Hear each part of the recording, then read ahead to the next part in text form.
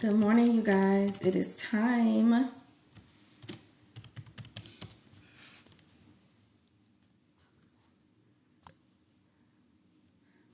How come I can't see how many people are on?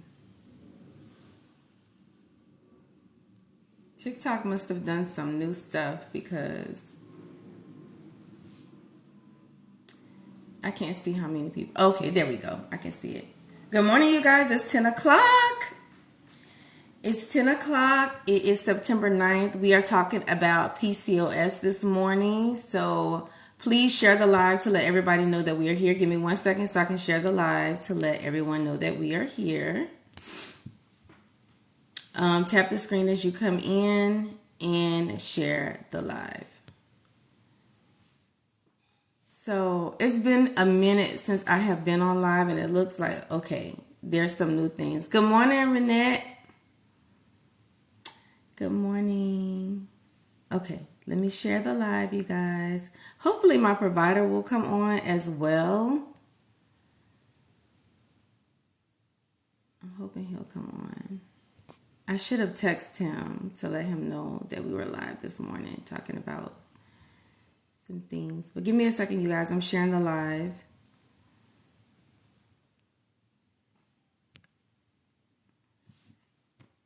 Good morning, and I will start when we get 100 people in the chat. I'm just giving people time to come on. It is Saturday. It's very early. I know people sleep in on Saturdays.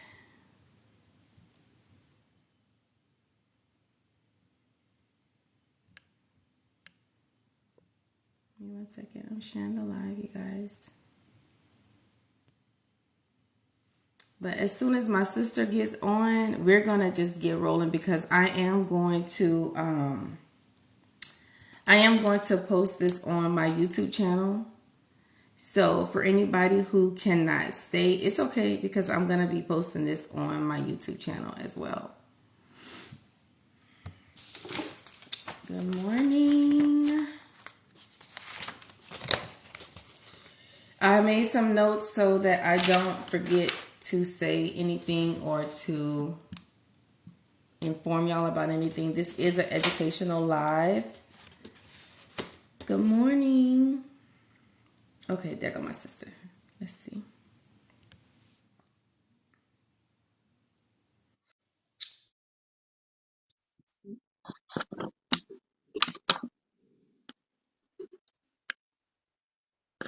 Hey. With me. Good morning. Can you hear me? I can, but I'm not understanding why it's not doing the side by side thing. Golly.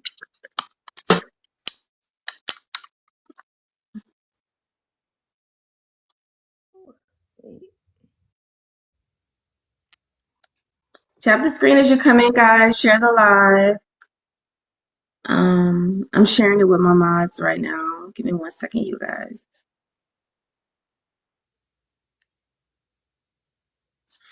Good morning, everybody. Y'all keep in mind, I worked last night.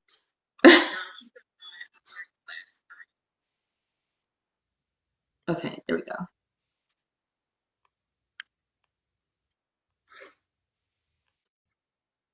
Good morning. So let me just give some backstory while we wait for people to come on, you guys. Sister, can you hear me? Can y'all hear me okay? Journey on, good morning. Good morning, love. There you go, sis. I see No, I'm you. trying to get the hang of this thing. Can you hear me okay? Yeah, you're fine. I wish I could make your picture bigger. Let's see, can I? I can't do anything except do enhancements like change my background. But I can. That has to be a after Hmm. a setting. I'm trying to see what else they have. I'm talking too much. Can you hear me okay? Good morning, everyone.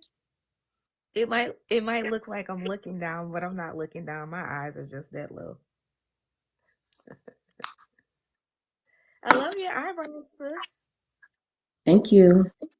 It took me 2 seconds to do. I don't know how to do my eyebrows.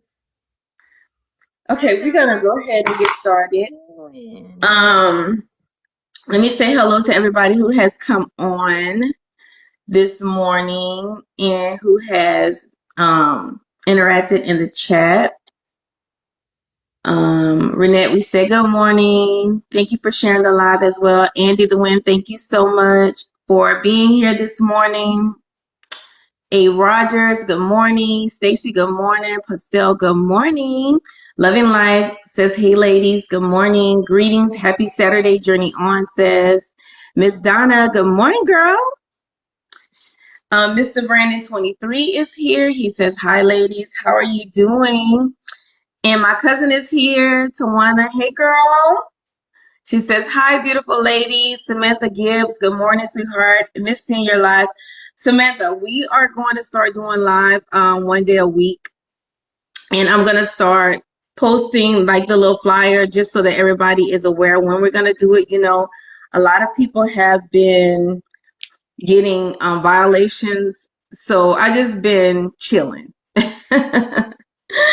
But we're about to get back to the education of it all because that's what's most important. So for all of you who are new, when you come on, tap the screen, share the live to let everybody know that you are here and that we are here. My name is Keisha Dixon. I am a registered nurse by trade, you guys. I work under the umbrella of emergency room medicine, and I started my weight loss journey almost a year ago on the 13th. And I am down 65 pounds using the medication MOUNJARO, and I am now on WEGOVY 2.5. That is my weight loss journey story and my medical and educational background. And my sister is always here on the lives because she has a lot of medical experience and pharmacy experience as well. Go ahead, sis. So I am a medical assistant of 22 years plus. I'm a medical coder biller about 20 years plus.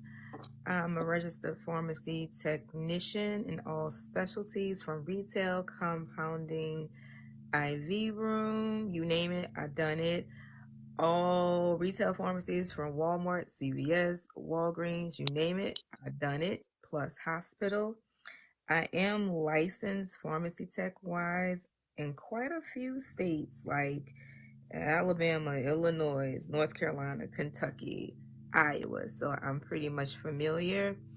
Due to COVID, I now do PBMs, which is your pharmacy benefits manager. So I'm basically the person you will call on the back of your card when you have insurance issues. I did the pharmacy call center for about 2 years, and now I do strictly pharmacy prior authorizations. Thank you for joining us, sister. Thank you for always coming onto my lives to give back and to educate everybody in the live. Hey, Andrew. I see you, friend. Um, I'm hoping that my sister will start doing lives of her own and I can be a guest on her platform because she is very You smart, just y'all. gotta work with me because my sister gives the public grace, and I can only give you grace so many times. Uh, so I'm learning, and I just need to. I don't want to be banned before I start. Uh, not because I will have an attitude or rudeness.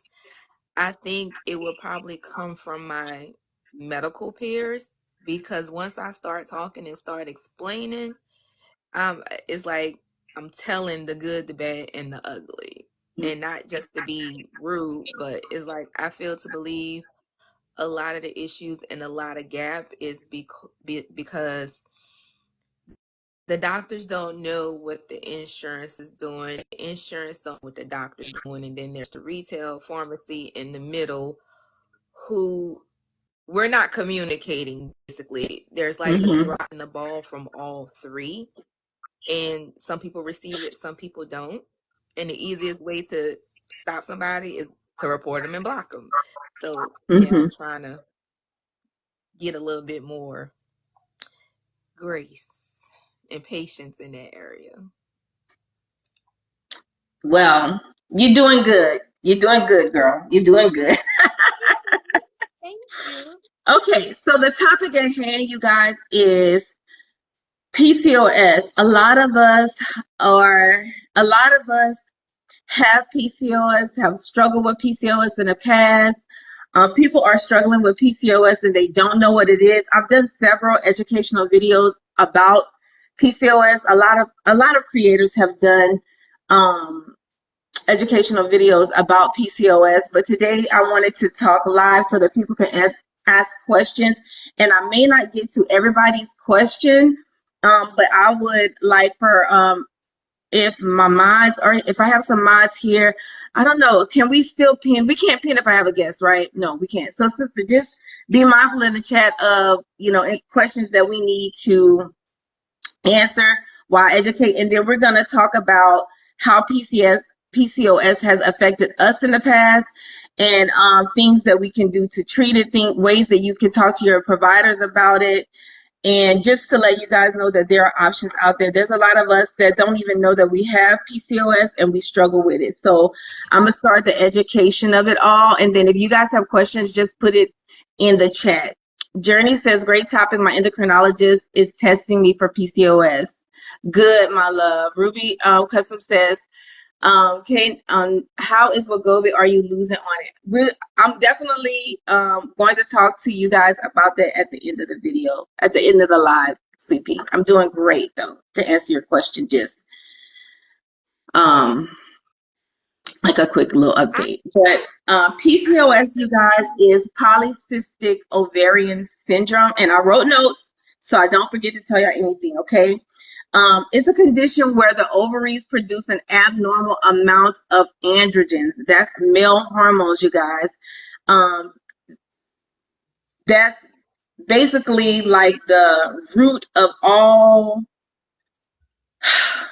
abnormal conditions, comorbidities that we get related to PCOS, okay? So how do we get these abnormal androgens, okay? What happens is, for women, we have ovulation cycles, okay? When you are going through your ovulation, a mature egg is released from your ovaries, okay? Once it's released, it can be fertilized by a male sperm. That's how we have babies, okay? However, if that egg is not fertilized, what happens is, what it's supposed to do is naturally be discarded through your period, okay? Now, in some cases, women don't make enough hormones that we need to ovulate. So when ovulation doesn't happen, the ovaries will develop small cysts, okay? Multiple cysts, okay? These cysts make hormones called androgens. That's a male hormone, okay?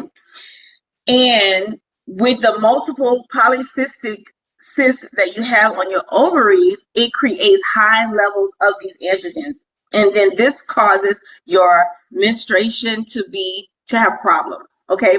Some of us have light periods. Some of us have heavy periods. Some of us have missed periods for months, okay? It's secondary to the high androgen levels. And then coupled with that, if you are having issues with insulin resistance, that makes your PCOS worse, you guys. And you know what? There is no cure for PCOS, but with medications, we can take certain medications to help treat symptoms, if that makes sense. Does everybody understand what I'm saying so far? Whenever you have cysts that do not get that doesn't go through the normal ovulation cycle, and it's not fertilized or it's not passed through your period, it will sit on your ovaries and it will produce male hormone. It will produce androgens, okay, which is a male hormone, which throws your menstrual cycle off, with a host of other things that we're going to talk about, okay? So how do we get this? What happens? How do we know we have this? How do we know we're at risk of getting something like this? By your family history. If your mom has PCOS or symptoms of PCOS, then you may have symptoms of PCOS. If you have a sister that has PCOS, then your sister, then you may have it. That's how you know. The higher, um, the more family members that have it, the more risk you have it, because it's definitely hereditary. Sister, is there anything that you want to add to that so far? Okay. I'm gonna try to make it short and sweet because my history with PCOS, I have all the symptoms. And even though they like to textbook wise, medical wise, they like to pinpoint it with the ovaries, you can not have um you cannot have cysts on your ovaries and still have PCOS. Mm-hmm. So basically from the age of, I guess I started my cycle at 14, you have the regular basic PMS symptoms. This is how a lot of us get diagnosed because depending on your caregiver, your doctor, whoever, they're going to treat the symptoms and not the problem. So early on, when I was having heavy cramps, menstruating, because I was 15, 16 at the time, no one would do a pap smear. Well, that was back in what, 95, 96. No one would do a pap smear on somebody that young unless they were raped, unless they were pregnant, unless they were something like that. So getting those actual tests to where they would do like an ultrasound and whatnot was frowned upon. When you say you have those headaches and those issues, they automatically assume you have PMS symptoms. Um, Going further, the number one cure that they feel is a cure-all is you have to have a period. Um, they will either give you Provera, so you can take that once a month so you can have a period. You're supposed to bleed. Normally, we're supposed to bleed monthly, but I was told long as we have a cycle every 3 months, then I was fine. So I was pushed off with Provera.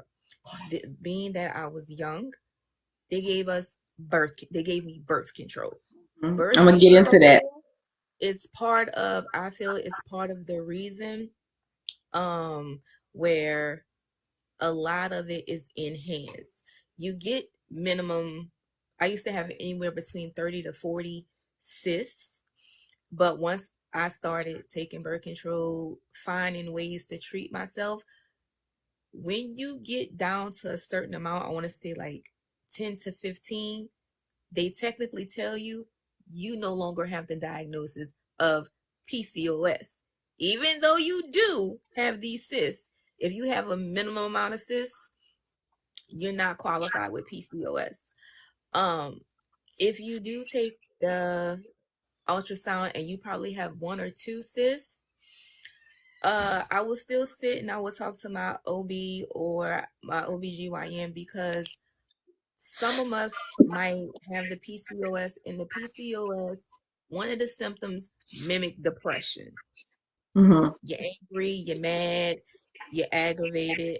So another system or syndrome that goes in hand is PMDD, which is polymorphic disorder, which is basically PMS to the 10th power. Mm-hmm. So when a lot That's of a us, that's a symptom of PCOS. um, they pretty much, with me, they pretty much have it as a yes and no. Because when you look at like my little list of like all my little issues, is listed different. So basically, it's, I don't want to say it's an illness, but it's listed different and it's treated different. But that's where it stems from, the polycystic ovaries. So long story short, my thing is when you go don't ignore the feelings that you have. It might seem simple where you like you're crying, you're moody. Don't let them tell you you feeling something that you're not. Um Okay, I so let's also since you're talking about that, let's get into the symptoms of PCOS and ask people in the chat if this is something that they think that they have experienced. And I'll talk about my experience with the symptoms. You talk about yours. So let's start with like what you're saying: missed periods, irregular periods, very light periods. Now, us as girls, our mom put us on birth control at a very early age. I think I was 15 or 16. My mom, in my mom's mind, she was like, I have girls. I trust my girls, but I'm not finna watch my girls like that. Y'all, she taught us how to govern our bodies and this and that, but she was not about to watch us. So my mom put us on a medication that was called Depo-Provera. Did mama make you take that? I know she made me. I even had to, y'all, come home from college to get my injection. Depo-Provera was a birth control that you take once every 3 months. And my mama would call me, okay, it's time for you to come home so you can get this injection, because she did not want us coming home with no babies. well So I took so it I took it once, but I realized that every symptom that's listed that you can Google, I'm like textbook.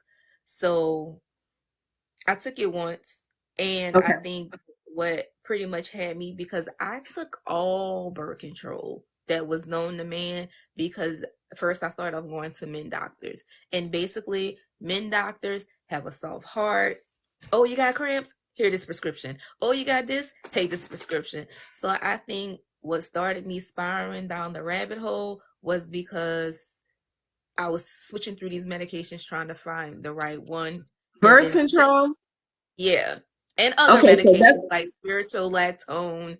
okay. I'm gonna Um, I'm gonna get to that, but I'm specifically talking about missed periods, irregular periods, very light periods, and and the treatment, when it comes to missed periods, doctors will, for the first line medicine for missed periods or irregular periods, is birth control. They want to put you on birth control to regulate your periods, you know or to fix that issue. And Lindy is saying, she says, Depo made me gain weight. It made me gain weight as well. yes. And you see, that's the point that I was trying to get to. um I feel like I didn't start having issues with PCOS until I was put on the birth control. Like, I had regular menstrual cycles. I didn't have no signs and symptoms of PCOS until I was put on Depo. And I think the design of Depo was to stop your periods. I can't remember. It's been so long ago. Y'all know I'm in my Yeah, 40s. that's basically what it when Depo came out. Depo was an alternate to, instead of you having to take the pill daily, they gave you the shot instead. And Hmm. with you, you stated that you didn't have the issue, instead you started the Depo.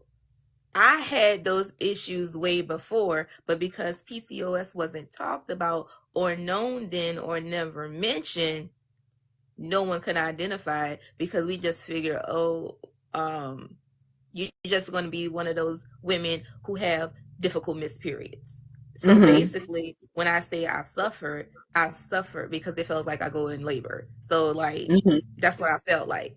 So no one really paid attention or understand and got me to research until basically I'm in my 20, 20, 18, 20, 21, and I got to figure Hmm. out for me. I think now it's a little bit better because they listen more in healthcare. They take their job Hmm. serious more in healthcare. So I think provider treatment is better. But I think why so many of us have PCOS, because in the pharmacy world, you might find that tablet, that pill, that shot, that patch that works for you. But what's made today will be gone literally by the end of the week. So now you're switching to another birth control, another make, another model, and you're back to where you started testing all these medications, and you don't know where to start. So So Ruby Red Customs is asking, is there a test to see if you have PCOS? No, there's not a test to see if you have PCOS. Your doctor's basically treat your symptoms, and Daphne is saying that she thinks that she have it. She says that's me. They ran all kind of tests, found nothing. She says I feel birth control made me gain weight. hormones. This is Yeah. in my study. In my study, if you are childbearing, you want children, because this is what made me dig more and learn more. If you want children, get them to test your your FSH, your LSH. Women, test testosterone level. Mm-hmm. Um, I hold a testosterone level anywhere between 13 and 14. And because my testosterone level is so high and my estrogen so low, I have what you call developed alopecia. And my alopecia came from the androgenetic alopecia. That's what. Right. I'm gonna get into that. Mm-hmm. Um. So when I tell y'all, I have like every symptoms. I have hairy knuckles. I have hair on my arms. I don't think I have hair on my back. I have on the back of my thighs, the back of my knees. Like, you write it down. If you're not sure, write it down. Get the period app, even though I don't clock my periods, because I honestly didn't have regular periods until I got on MOUNJARO. That's for another time. But make note, if you're not Oh, sure we can what talk you about have, make note. Write your Okay. notes down.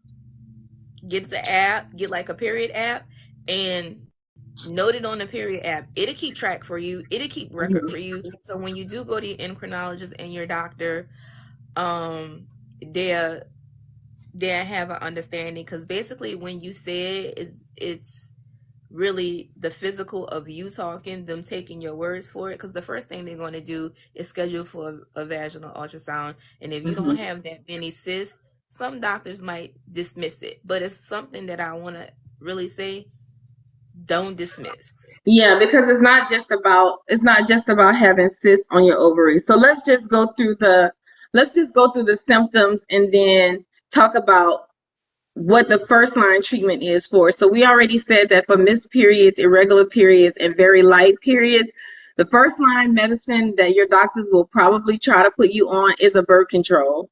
And then that's like my sister says, it's up and down trying to find the right one for you to regulate your periods. They'll also put you on metformin. Um, Doctors have tried metformin to kind of regulate some of the symptoms of PCOS, like cystic ovaries. And how do you know that you have a cystic ovary? It will present as like pelvic pain. You'll feel bloating, you guys. You may have painful intercourse, painful periods. That's that's a high indication that you may have a PCOS. Also, like my sister was talking about, um, it was horrible for me too. Ruby Red says metformin was horrible for me. My doctor tried it; it didn't work for me, and I'll tell you why. Another symptom is excessive body hair, which includes, like my sister was saying, your chest, your abdomen, your back. On your back is called hirsutism. And that's because of the increased androgens. Like she said, treatments. You may have electrolysis. People will do laser hair removal. People do Spiritual. waxing. Y'all, I have some scarring right now. I don't know if you guys can see it from plucking, because it's not as bad as it used to be now that I'm on metformin, but I have a bad habit of plucking, hair that comes on my chin. Medication that can be used, a medication called Vaniqua, Vaniqa. It's a cream that inhibits hair growth. But one of the things behind Vaniqua is that, once you stop using it, the problem is back, right? And it's the only FDA approved medication to treat hair, Spiritual excessive lactone hair. does as well. What is it? Spiritual lactone is Oh, yeah. basically when they check your levels your hormone levels. They do that to try to push down your, is it aldosterone? I probably be pronouncing it wrong, but Oh, one of those that's fine. testosterone, yeah, Mm-hmm. to push those levels down. So I tried those, but that Yeah. I done tried everything. It Yeah. don't work. Yes, we all know that weight gain, especially around your belly, is another side effect, and that's one of the reasons why we all are doing the GLP-1 medications, which have been tremendous in the weight loss community. Mounjaro, Ozempic, Wegovy, Saxenda, Rybelsus, you guys. Acne, you guys. People have acne, oily skin. Doctors will use oral contraceptives, birth controls for that. They will use the spironolactone for that. They'll use flutamine. And this again is secondary to the increased androgens, increased sebum that gets trapped underneath the skin, causing bacteria. That's where the acne comes from. My sister was talking about hair loss. In the PCOS world, they describe it as male pattern baldness or thinning hair, secondary to the increased androgen. Are y'all hearing like this increased androgen? This is the culprit of all of this.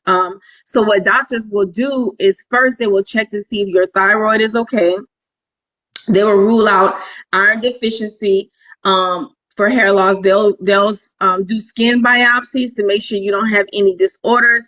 And then for for male pattern hair loss, there's a medication called minoxidil. I know you guys have heard of it. If you haven't, you can research it. But minoxidil is used for hair loss. But again, once you take the minoxidil away, your hair will start balding again, and then the hair It that didn't you work grew for will me. fall out. So it's like, what option do you have then? A lot of doctors will recommend hair transplants. You know, if it's that severe, there's a lot of people who've done the hair transplants. Another side effect, symptom of PCOS, like my sister was talking about, infertility. I know I had an issue with infertility. I had to go through an infertility specialist to have my daughter. They put me on metformin, and they also put me on a medication called Clomid, which would increase your ovulation. But the side effect of Clomid is multiples, like having multiple babies, which women who are having infertility issues, we welcome multiple babies. So it wasn't like it was a big deal to me. I just wanted to have a baby, and I was successful in having that and having a baby using the medication Clomid, along with possibly metformin may have helped. Hey, Shannon, progesterone injections may have helped. So you may have that option. And the reason why we're telling you what the signs and symptoms are, you guys, is because a lot of us are living with this and we don't even know what's wrong. But if you can equip yourself with and be able to identify what's wrong and have an idea of what treatments are out there, it's a conversation starter for your physician. And last but not least, what I have on my list is the dark skin and the thick skin patches that people have in their armpits, on their chest, on their underneath their breasts. That's also related to insulin resistance and high androgen levels. So once we treat the underlying cause, then your skin goes back to normal. So a lot of us are seeing a tremendous change on Mounjaro and GLP-1 medications. Since you want to add to that? Uh,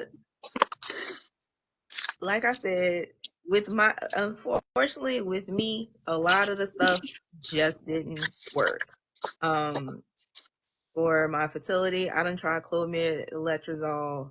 Of course, I done lost two babies. Uh, so we tried to do all that, and it just didn't work. When it comes to my alopecia, my eyebrows will fall out at random. So that's why I will let them grow bushy, let the little hair around it, and just get it cleaned up. I done tried the minoxidil and all that other stuff. It didn't work. What actually worked for me was something simple. I went back to the basics. I went to prenatal vitamins. I took the gummies, and with that, a lot of other hair grew. My main hair grew, but I started to notice that because they had the vitamins, the extra dose, because it's for pregnant women, I started to see like the peach fuzz in my alopecia patch. I also make sure that all my hair care products have biotin in it. I couldn't take the pills because the pills will enhance the acne, because if you don't drink enough water with biotin, you get acne. So I started to making sure that all my hair care products or whatever will be biotin. I also would do, like, when I deep condition, I would crush up. If I did have a biotin pill or capsule, I used to split it and do it. So the natural stuff started to work because I got tired of putting prescriptions, medication, and the side effects are awful. But I started noticing significant changes after between 30 to 60 days the moment I took MOUNJARO. And this is why I'm such an advocate when people be like, oh, you can't get this medication. I promise you, if you have PCOS, you're going to see something. It's going to take a moment for your body to catch on, and it's taking a moment for my body to catch on, but my cycles are coming monthly. My cramps might be a little bit extreme. I'll work through those cramps. The weight loss is going down. And it's all because of the MOUNJARO. Now, I saw Journey on said that I don't understand what PD hasn't been. Oh, her period hasn't been around for a while. She's 55 years old and was on Saxenda, bled for 2 weeks, and had to get a prescription. That's some of the reasons why you would bleed like that, because even though we're not bleeding, we still have that wall of blood or whatever we did not shed for our period. It's your uterine lining. Yeah, that's your uterine lining.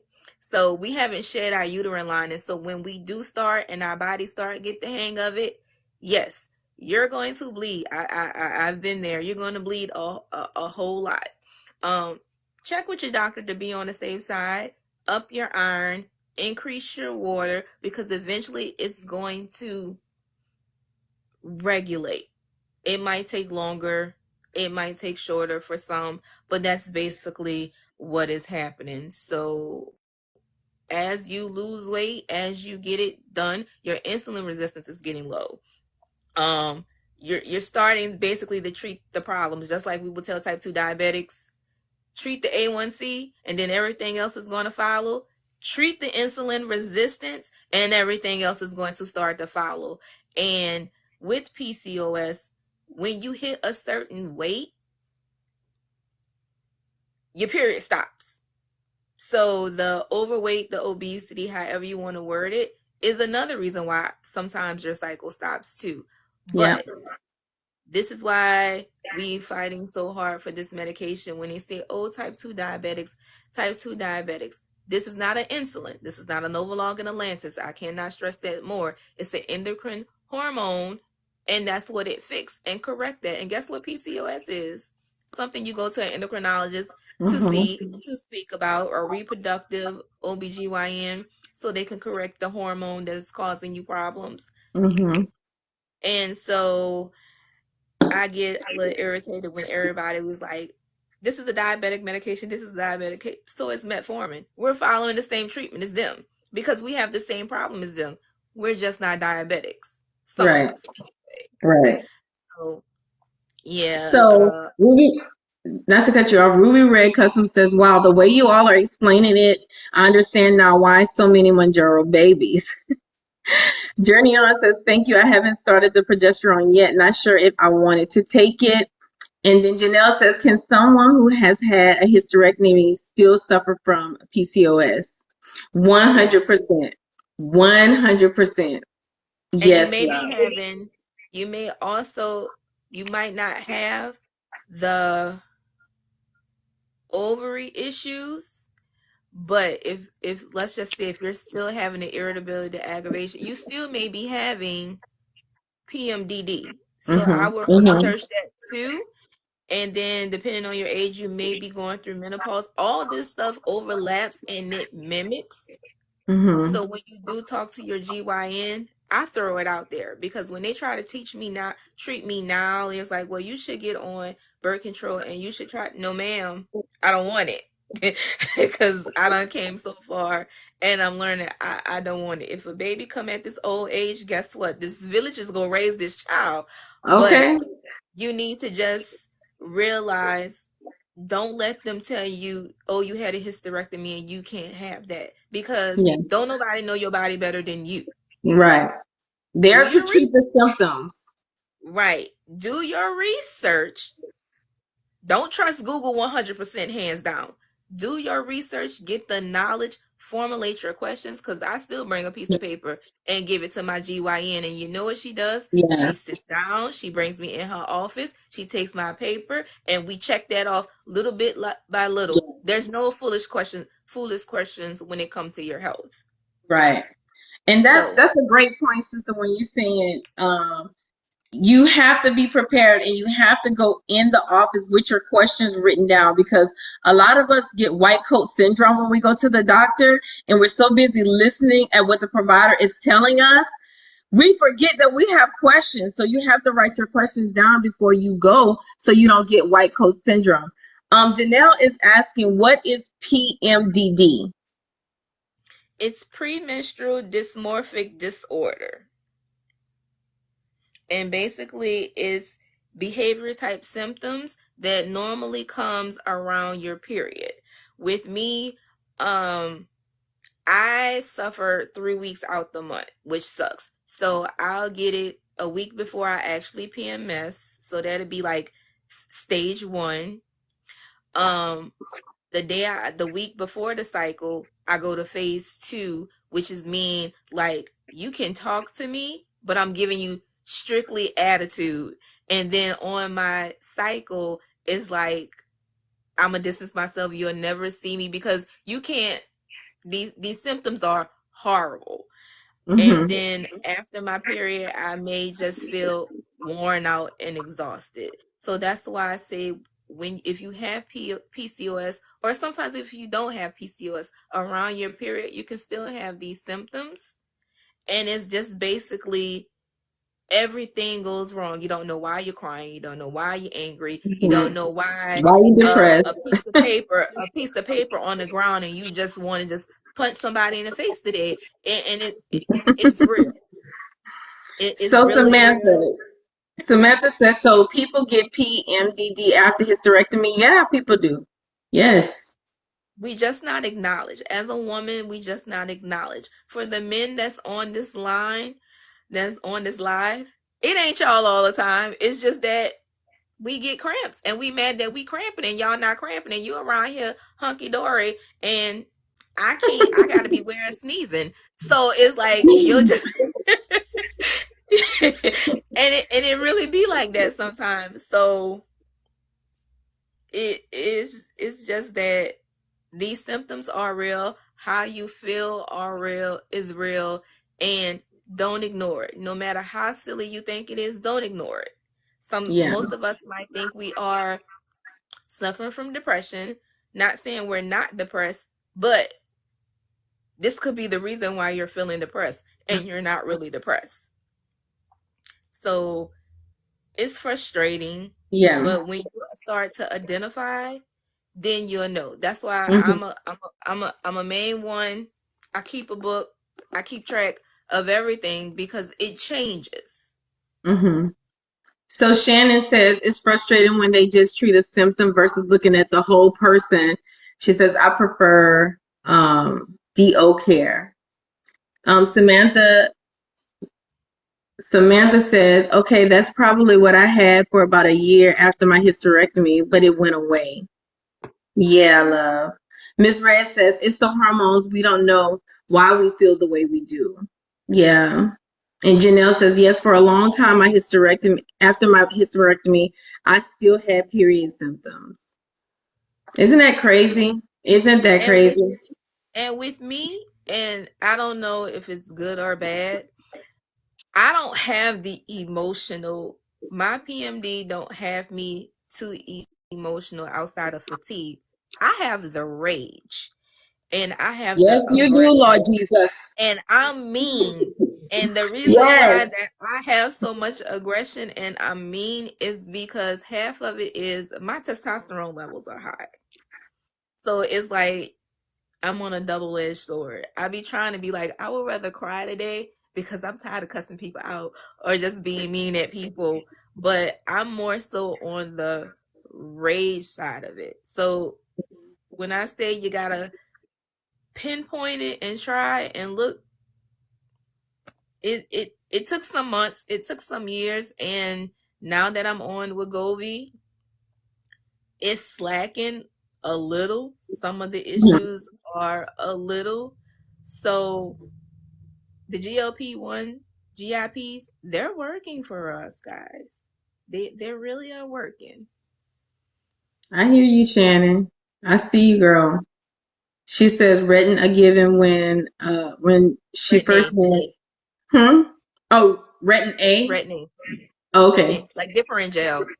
Oh, okay, retin A given when I first had skin issues. She says then irregular cycles. Here's some. Oh, she's saying everything that they was doing. Here's some birth control pills. Then depression came. Here's some antidepressant medicines. She says when she had infertility, then here comes Clomid.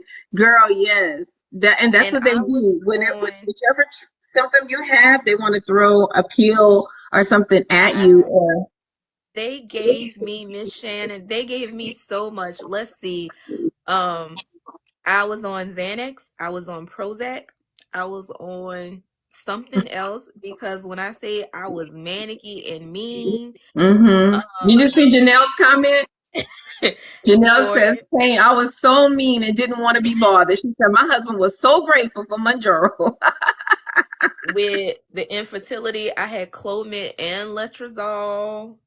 Mm, Uh, Girl, my whole family, Miss Janelle, is like I'm still when I get manicky and stuff, I know better now that I'm older to just isolate myself mhm, and let it pass. And my family mhm. understands. So having a good support system who Yeah. knows is a real big thing because going by alone by yourself, no one not knowing, no one not understanding, it sucks. It really sucks and it draw you in depression. When I Miss- lost all my hair, oh my gosh, and it's not like I lost it all in the back. I have like if you go to any my profile pics, I show you guys what my some of the products I use for my hair and how big my patch was and what it looks like because it grows and it falls out. mhm. But that was depression in itself. So yes, I totally understand. I also feel that it wasn't because my mama wasn't supportive or my sister wasn't supportive. It was like basically when I started going through my teenage phase, like my sister was in college. We have a 5-year difference. She was in college. So it's like, okay, where's the woman? My mom works. So I'm like, okay, I just have to figure it out. We didn't know about PCOS so much. So when your daughters do come to you at that age and they start, listen Get to them them and some talk to help. them too because they don't know and they don't know how to explain it and I don't see them as, oh, you just having a bad cramp and let them Yeah. see. So Bev Get them. says, not to cut you off, says Bev says, "Oh my God, these symptoms on my daughter to a T." Yeah, especially those teenage years. Though that PCOS and those their hormones are is crazy all over the place. They're confused. They don't know what's going on. They don't know that they have PCOS. They don't know what signs and symptoms to look for. They don't know what to ask for. They don't even feel comfortable. Think about it. Adolescents, we don't even feel comfortable talking about our bodies. To us, I mean, some of us are comfortable with our mothers. I know we were. My daughter's comfortable with talking to me, but I wouldn't talk to a stranger about if I, my periods and I talked to daddy. Daddy well, was the yeah, my first dad too. when my cycle came down. Funny story. He was the Hot only flash, one. y'all. He was the only one here, and you know our father. He took me to Walmart, bought the biggest size. I was so embarrassed, but he bought the biggest size, explained the best he could, and he was like, I'm not going to get you no more here on out. You got to do this yourself. So I'm hot. So yeah, let's see. Do we have any? Hi, Miss Teresa. So listen, this is a great point too, Shannon, and I'm so glad you said this. Shannon says they saw the discoloration ring around my neck showing insulin resistance. That's a tall tell sign. That dark neck, you guys, right here, and like the nape of your neck. If you have like that darkness, that's a clear indication of insulin resistance. Clear And that's indication. why you use it on your prior authorization, PCOS and insulin resistance. That's why it goes on your prior authorization, because your hormones is doing a hormone thing and you need something to correct it. So that's why I say put it all on your PA. Yes. Miss Bev, she says her daughter is in her late 30s. She says she was on Ozempic for insulin resistance, but her insurance changed it. Oh my God. So is she not taking anything? Oh my God. Which means in that case, because I think they're trying to Come here. with Mounjaro, we all know they basically want the type 2 um type 2 diabetes diagnosis. With the Ozempic, they're starting to look a little stricter with Ozempic. She could, if you can't get Mounjaro, the next thing I always recommend now is Wegovy, because Wegovy seems like with the PA, it's a little more easier to get if you're not a type 2 diabetic and if you have insulin resistance. When you do the Wegovy, still put the insulin resistance on there, still put the PCOS, but you can use the obesity or high BMI diagnosis to get an approval from what I've been seeing. Are we talking about Mounjaro or Wegovy? Well, I'm basically talking about Miss Bev when she said the Ozempic, and I just Oh, put okay. why if she can't get the Ozempic, basically I wouldn't try Mounjaro because you need the type 2 diagnosis. But with Wegovy, it seems like the PAs are getting approved more quicker because they are accepting the insulin resistance, the PCOS, the obesity diagnosis, and the high BMI. So she may want to try that if her insurance change. And she's saying her insurance, she says, well, her insurance company covers no weight loss meds. So Now, even if when they you're don't cover weight loss meds, can we not do a prior authorization? you can do a prior authorization, but this is like I explained the last slide. Are they putting weight loss as the diagnosis? They should be So putting that's what? they should put insulin resistant PCOS. She might need it for weight loss, but again, you need to find another synonym that's not in that loophole. Another synonym for weight loss. Why she needed what for weight loss? Because she has a high BMI. There's a diagnosis for your BMI ranges. She has a high caloric intake. That's another word of saying her calorie level is too high. Obesity.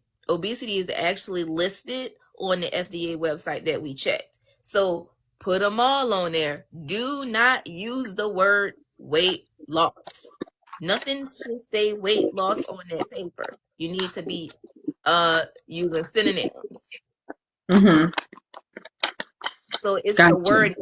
The wording is what gets us because that's how we look. When we go on and we look for diagnosis and we go up to the FDA, it literally has, let's just say it says Wegovy, semaglutide diagnosis, and it lists all the diagnoses. So it'll actually say type 2, type 1, obesity. Ain't nothing on there that says weight loss. You know what I'm saying? So from the FDA standpoint, if they put weight loss on there, We can't take that. You know what I'm saying? We can't take that. But before it even gets to that point, if you have an exclusion to where your plan says no weight loss, soon as we look at the diagnosis and we see the word weight loss, basically we're closing it out. We can't even research no further because we're closing it out because your plan says we don't cover weight loss medicine. Mm-hmm. So let me read some comments. Let me read some comments from the chat. Ms. Janelle says, yes, Wegovy is easier to get. You basically just need to fall in the BMI range. Ms. Bev says, yeah, they are really clamping down on these meds. Shannon says open enrollment is coming up for most of us. And I'm going to talk to y'all. Let me get through my open enrollment. I'm going to talk to y'all really about your open enrollment. Ms. Bev says, yes, I did explain when I used weight loss in the forefront, it wouldn't go through. Janelle says, Summer, we need to talk. She says she needs your help, girl. Ms. Bev says, she says, I've done nothing. She says, I have done nothing. I guess I began to do that in March. I've lost 50 pounds. Ms. Janelle, which man are you on? Congratulations. Ms. Reed says, I'm not sure what my doctor used, but I have a high BMI, hypertension, A1C of 5.1, 5.6 is borderline. All that should be on the prior authorizations. And this is why the first initial step, I'll be like, call, if a prior authorization get denied, call your insurance and see why it's denied. Sometimes you may have to hang up on a person and call back. That's why I always recommend call at night, unless you're physically trying to talk to a prior authorization department, because some technicians, some representatives are nicer than others, and they will give you that information, and they tell you they should, because no one should be gatekeeping because it's yours. It's your information, but they will tell you exactly what's on there, because you can ask, what diagnosis did my doctor put on the prior authorization, and they can tell you what diagnosis they put if you feel that your doctor is not getting giving you the answer. Thank you, Rose. Shannon says, how long are PAs good for? It all depends on the medication. With these,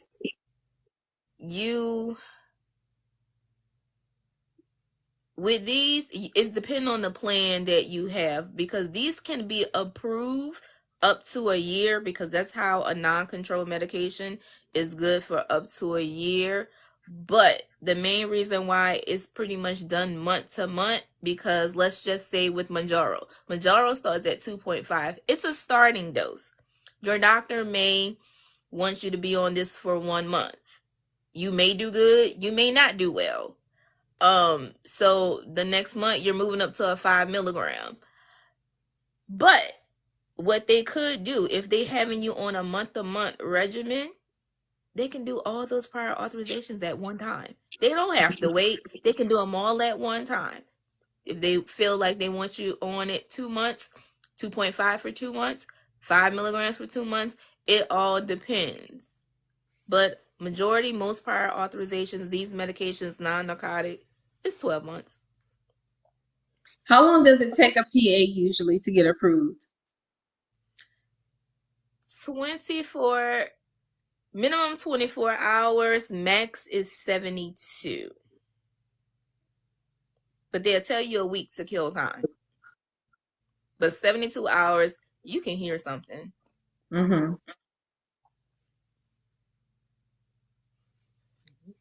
Got you.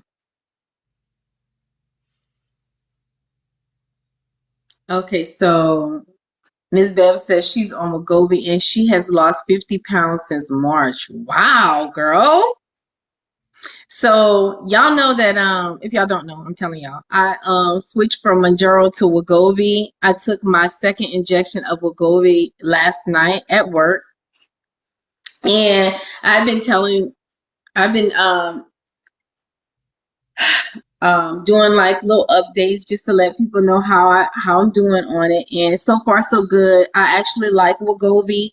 Wegovy is suppressing my appetite. I did almost have a syncope episode at work, but I don't think it was related to the Wegovy. I think it was like a blood pressure issue. And I made a video about it, and from that video, I noticed a lot of people in the comments talking about them having the same symptoms, whether they're on Ozempic, Mounjaro, or Wegovy. That at some point, a lot of people have said that, especially if they're on blood pressure medications, that their blood pressures are low and that they've had to come off of their blood pressure medicines. And that's what I think I spoke to you that on a live because I was on 2 blood medications and I had to come off. But what we don't realize with that is when we take this medications, the GLP-1s, GIPs, it's gonna automatic lower. One thing that I tell you, the key indicator, y'all don't notice when we take it at the day or two, you start peeing excessively. So hence the reason why we start getting thirsty and dehydration. But because we're peeing probably for 72 hours, like straight nonstop, we worry about putting the fluid back in. But between us going to the bathroom, both 1 and 2, you know, when you lose fluid, you're also losing your electrolytes and your sodium. We worry about the water, but we don't put the electrolytes and sodium in. I eat pickle and drink pickle juice. Sometimes you might need that turkey neck. Sometimes you might need that pork chop. But you gotta think about, or put salt on your hand and just lick it. And that's why I still take my blood pressure pill, but I don't take my blood pressure pill when I take Mounjaro not Mounjaro, I'm on Wegovy now. When I take Wegovy, the day I take Wegovy, I don't take it. So for the first 3 days, I don't take my blood pressure pill. I monitor, but keep all jar of pickles around, or keep something super salty like some plain chips or whatever, and that's the purpose for it. Or just get you will Liquid IV have that in there? I think liquid IV does have, it has sodium in it. It has sodium in it and potassium in it. Pickle juice help with the potassium too, so you don't have the cramps. So yeah. And so what my I'd gone to the my urgent care right here, and they noticed that my sodium level was low. It was slightly low, y'all. It ain't even nothing to even talk about or brag about, but I did have to get a IV infusion. My electrolytes were fine. All the other ones were fine. It was just my sodium was slightly low. So I think you're right, sister. If I would have been drinking pickle juice or whatever, I probably would have prevented that. For those who need to know if your sodium low, if you check your blood pressure, because I my dietitian stick with me. When you take your blood pressure and that bottom number is your salt intake number. Lick the salt, take your pressure later, and see if that bottom number come up. That's like a key indicator. Like, even though it says that your pressure is low, it also that your bottom number will go up if you have too much sodium in your system. So if you want to know if your sodium low, you're feeling dizzy, drink your water, drink your pickle juice. And if you want to check if you have too much salt, take your blood pressure and see what that bottom number says. Miss Bev says she drinks zero Gatorade. Someone else said, she says she loves pickle juice. And Ruby says, some say they put salt in their water. Would that be recommended? I would not recommend you to put salt in your water. No. We only gargle with us country folks. Only do salt water to gargle when we have gargle is fit. But pickle juice is loaded with sodium. And listen, a lot of people in this community were telling me back when, like, I used to have on Mounjaro, I used to have dehydration headaches, you guys. Really bad. Like, I couldn't be on live for too long because my head just focusing. If y'all notice, ever since I've been on live, I've been putting drops in my eyes. It's just something about my eyes. y'all, and I have contacts on. It's just something about when I have to stare at something too long, I'll get a headache, or my eyes, I don't know, my eyes be doing funny stuff, so I keep me some eye drops around.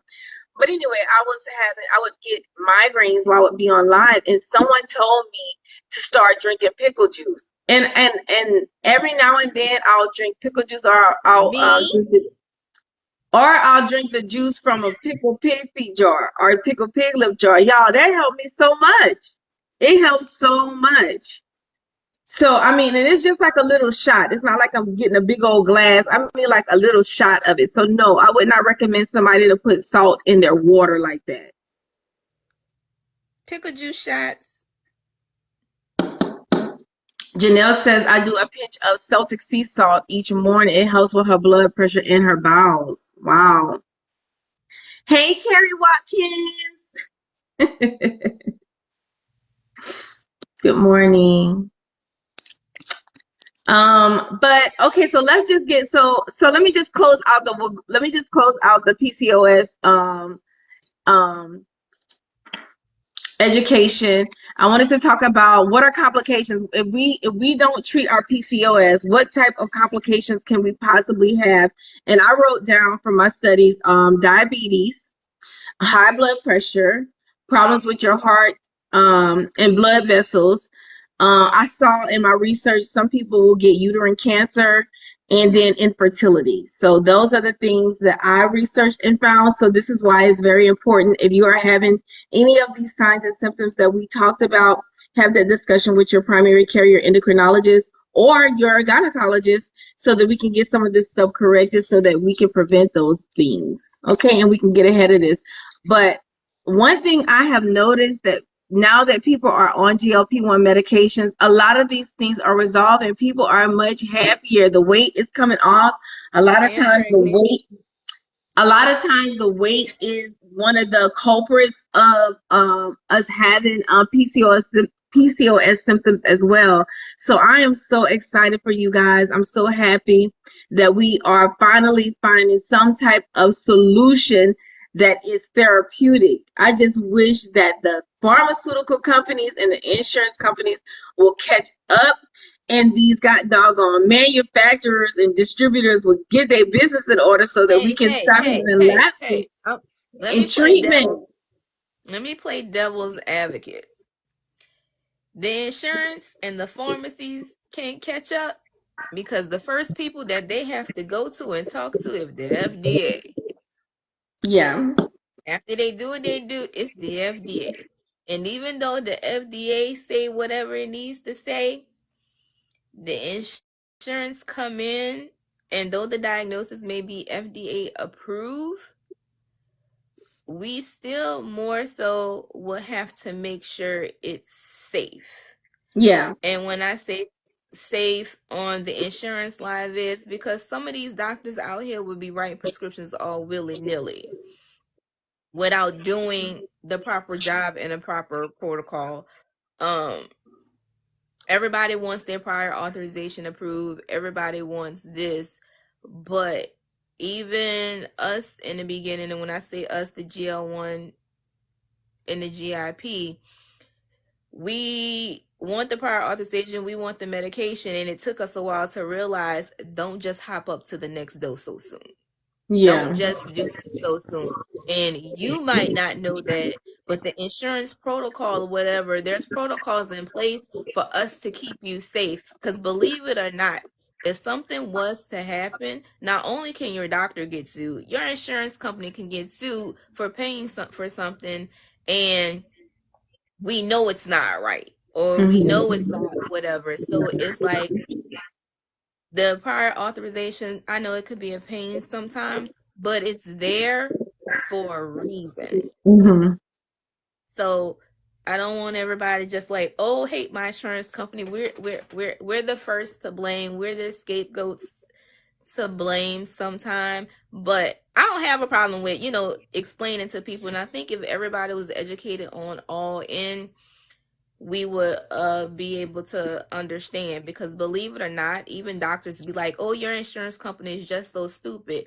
No, sir, no, ma'am, because sometimes they're doing stuff out of protocol and they haven't done the proper testing that's safe from y'all, and we make sure they're doing their job and they're treating you guys right. That's why previous lives I have spoke about report your pharmacy, at your doctor's office if you feel you're getting improper care, you're not getting your medicine what like you're supposed to. Whether you are right or wrong, an investigation will be done. But everybody, it is a money game. Everybody does get paid for this, but it has to line up. We're not cutting your doctor a bonus check unless we know they're taking care of Mrs. White right. We're not keeping a pharmacy on a plan if they're over here lying to patients and telling the patients, oh, we don't do this and we don't do that. Well, who told you to do that, ma'am? You just can't take it upon yourself to refuse medication. Who told you that? If there's some type of correspondence, a letter or email, guess what? They're going to have to send that email to us, because retail's on a small level, they can refuse to serve you, but they can't really truly refuse to serve you, if that makes sense. No, it doesn't. So what does that mean? Basically, if you're ugly to me or you to my staff, I can be like, hey, don't come to my pharmacy no more. You understand? But me telling they can't do that. Keisha, you can't Keisha, I can't sell this to you because you're a type 2 diabetic. What do you mean? We were told. Well, who told you that? If they start questioning y'all, questioning back, well, who told you that? The pharmacist told you that? And just get the names, like get the names and look and report them. Because they just can't sit up there and just refuse that medication like that. Because there's things in place where, don't ask me if I'm a type 2 diabetic. Go ask my doctor. Or what does the prescription say? Because if I'm not supposed to have this drug, I wouldn't have this prescription. Why did he write it? Right. I wouldn't have this prescription. And if you want any of my personal detailed information, I'm not giving you nothing. I don't know you. I don't feel comfortable, or I just don't want to talk to you. I don't know. They can't refuse it, because the next thing they would have to do, call the doctor and let the doctor tell them, because there's nothing stopping. Some insurances will stop at point of sale, and when I mean point of sale, when they type the prescription up and run it in, but when they submit it, they're supposed to enter the diagnosis code. And the only person they can get the diagnosis code from is the doctor, not the patient, not the insurance company, the doctor. So they shouldn't be asking you for your diagnosis. No. And because the public don't know no better, it's easy for me to ask you, are you a type 2 diabetic? And you be like, no, yeah. I could say yeah. Right. Exactly. That's why they're not supposed to ask you anything. That's just like you asking the crackhead, you on crack? No. And proceed. They're not supposed to ask you anything. It comes from the doctor, the person that sees you. And that's why when a lot of y'all inbox me and tell me this is happening, you ain't got to tell them nothing. Hell, you can say it ain't even you. It's for my cousin. Cherry Watkins is asking, why are some PAs 6 months and some are 12? That's a good question, because my prior authorization for WEGOVY is only good until February. How many refills you got on your prescription? Where would I see that? It'll be in the pop that says refills, and then they have the number. It'll be where? On the prescription, it'll tell you on the prescription. There's actually mine never says refills. It just says 0 refills. And that's because the provider never put refills. Oh, okay. So now, he asked, why are some PAs 6 months and why are some 12? Depend on the narcotics, like your Norcone, your hydrocodone. Those prescriptions are only good for 3 months. So we can't put, the doctor can't ask for a 12-month prescription for narcotics, because the prescription don't last no longer than 3 months. So, but for this medicine specifically, because I know some people have MOUNJARO prior authorization for a year, I've seen somebody who said theirs was for 2 years. Well, if they got a prior authorization for 2 years, that's not liable, because a prescription itself is only good for a year. Like, that's textbook. It's only good for a year. Narcotics is only 6 months. That's where the 6 months in a year come from. But with this medication, like I stated earlier, it all depends on what your doctor asks for. So are you saying the doctor wants the prior authorization for 6 to 12 months? They say that? Who determines that? The doctor will put on there how long they want the prior authorizations for. Now, some insurance criteria will have 6 to 12 months. But for this medication in general, you can get this medication up for 12 months. But your doctor probably won't do that for 6 months, because in actuality, you need to be evaluated on this medication. So it's probably their protocol that they felt like, I'm going to write this prescription for 6 months. I'm going to see you in 6 months, and then we'll take it from there. But So, like I stated, though, I wouldn't give you I wouldn't do a prior authorization for 6 months on a 2.5. You're not supposed to stay on the 2.5. You see what I'm saying? I wouldn't do, depending on what we talk about, 5 milligrams. I wouldn't do a 12-year on 5 milligrams, because I don't know how you're going to feel and how you're going to adjust.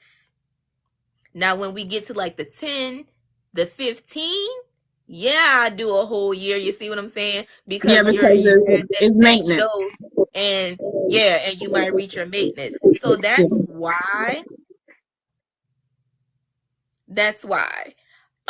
So Mona Mina says, I had to report a pharmacist at Walmart for not giving me my 90-day supply that my doctor requested.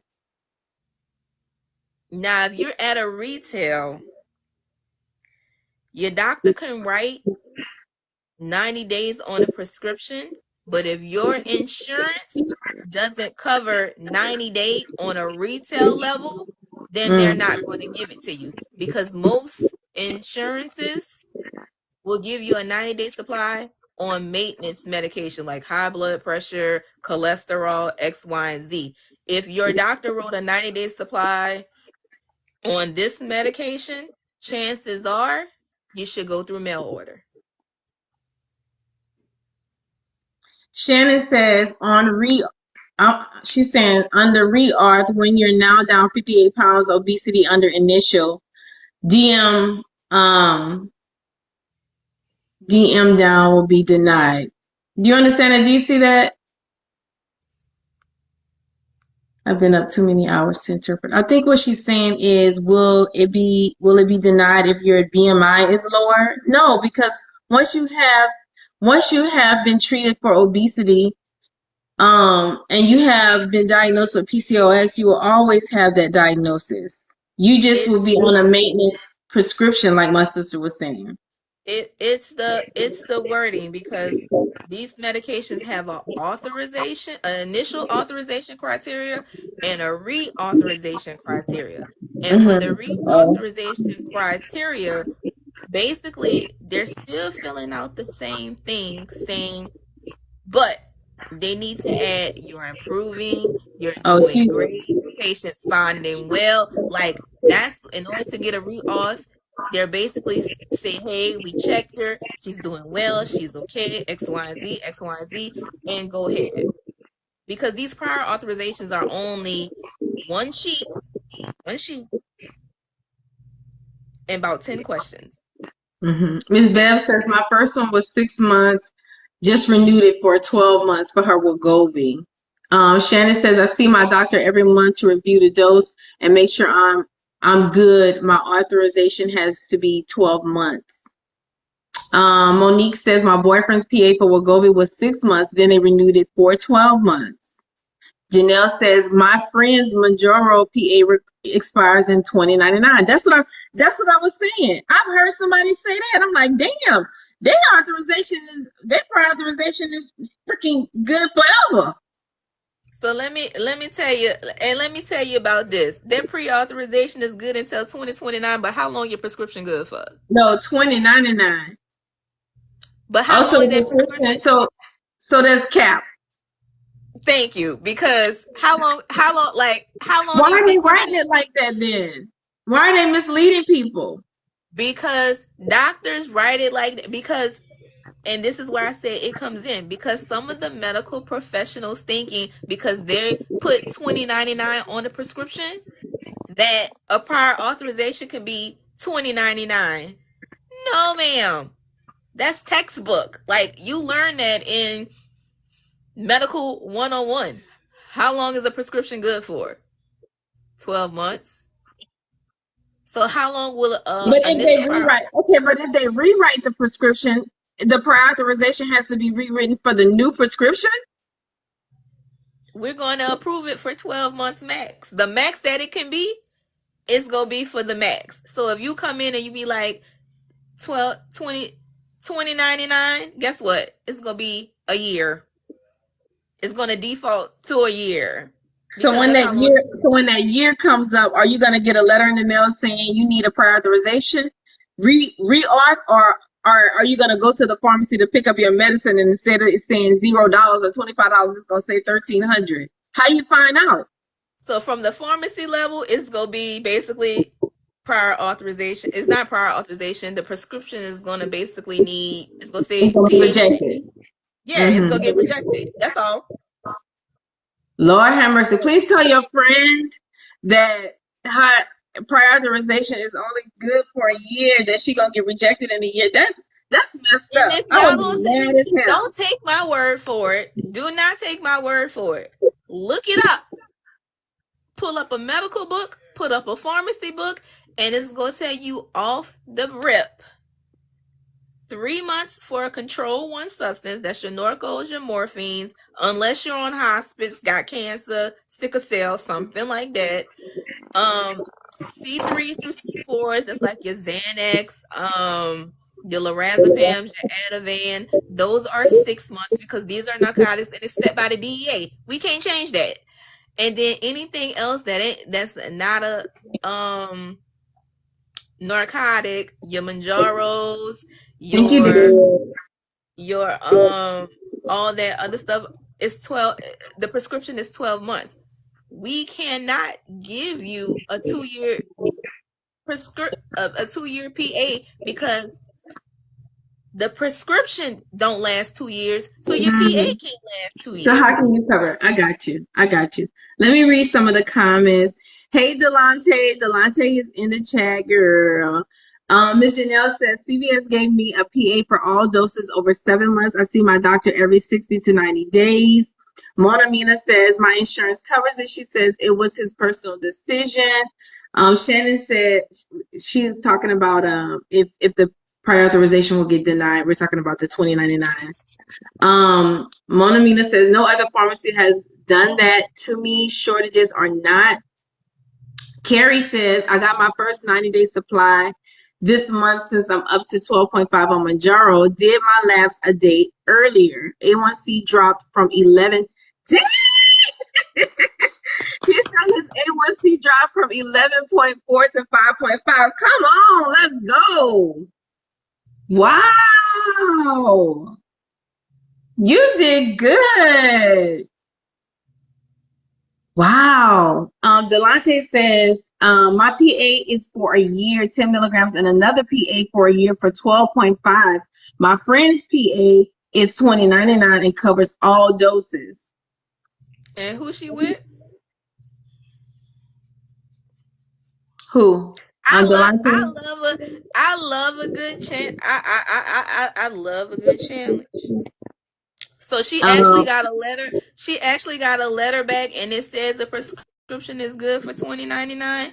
So, cause I'm gonna write that down, and No, for she my says next her for the next PA, time. not the prescription. She says her Yeah, PA. that's what I'm saying. So the PA, and I'm gonna tell you just like this. Let's just say it's on that paper. Let's just say it's on that paper. I promise you, it's the typo. Yes, the prescription and the PA is 2 But you year gotta read the ordeals, question. but You have to read the question. That's what she said. That's the comment. She said Miss Oh, Neat says that the prescript and the PA is two different things. The prescription is what the doctor gives you for, and you bring to the pharmacist. The prior authorization is what the doctor writes. So what that doctor puts on that prescription needs to match what's on that prior authorization. That's even though they're two different things, they coincide. So your doctor can't say you can have 120 for 30 days and then put 200 for 30 days on the prior authorization. Why? Because one of our jobs is to go check and see what the pharmacy is running. They have to match. Because if they don't match, it's going to get denied. If it don't make sense, it's going to get denied. If it don't follow law, somebody is wrong. And when I say law, pharmacy textbook, DEA law, it still stands 12 months. So even though they did a prior authorization till 2099 and she got a paper till 2099, is that same doctor going to write what's on that prior authorization on that prescription to match up until 2099? Because when they get audited, it's going to get canceled on the back end after 12 months. So it can have what it want on that paper, but if it don't make sense, because the DEA say a prescription and a PA can only last 12 months, you go lose everything after that, and the doctor go have to do it again. Because it's a typo. At that point, she got a prescription for $20.99. They approve it for $20.99, but per FDA DEA standards, a PA can't go past 12 months, and that's okay, law. we got you. Let me get back to let me read some more comments in the chat. Queen Coco said, Wegovy denied my reauthorization because they didn't see any improvement in my weight loss on Wegovy. Wow. Samantha says, And all her doctor had to do was write, she improved. That's it. It's a requirement. It has to be on the prior authorization. Patient is doing well on the Wegovy, and she improved, and put your new numbers. That's it. And they freehand that. We don't need to see no document. We don't need to see nothing, because we are taught to take the doc word at face value. so They she can lost just her wrote that prior in, or authorization because her doctor didn't do clean notes. write it in. Yes, but that's an easy fix. They can Okay. call the doc. They can actually call the insurance. And when I say call, this is why I say call. Pick up the phone and call. She's doing well. She's doing fine. Okay, and they reopen it and resubmit. That's it. They ain't got to fill out no paperwork or nothing. They'll just So have reopen them and deny call. one. Have them call, boo. Carrie Watkins says my MOUNJARO PA is good until 3/24. That's when my PA for my Wegovy is good until 3/24. Desi says anyone know when Wegovy will be back in stock? Only ones available are high doses. Child. From what I hear, that they are outsourcing to try to get to try to work on manufacturing, but they're still limiting the distribution of the baby doses. They're still limited it. Carrie says my PA is good for all doses. Andrew says with my previous employer, it was good until 2025, but my PA wasn't dose specific. Ruby Red Custom says every dose change needs a new PA. She's asking. Yes, and your doctor, if you and your doctor talk it out, they can write all those prior authorizations the same day. They'll just be predated. So if you're on like the 2.5 for 1 month from like 9 to 10, then it'll be that, that 1 month from 9 to 10. And then if you start 5 milligrams from 10 to 11, then that prior authorization will pick up, from 10 to 11, and then so on and so on. So they don't have to wait. They can send all that in at one time. So Janelle says she's referring to someone, but she says she hasn't had to do another PA. It's been 14 months, and she got the PA when Jaro first came out. So that means her prior authorization is picking up, or did her insurance start to cover after?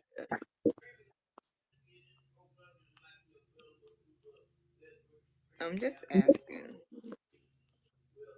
If they have FED, Fed insurance, it can be approved PA for many years. My cousin is in the Navy. That's Monique. Her insurance is TRICARE. Oh yeah, yeah. So that's probably why. TRICARE is for the military, right? Yeah. Yeah. So Monique, you and Janelle are talking about the same thing.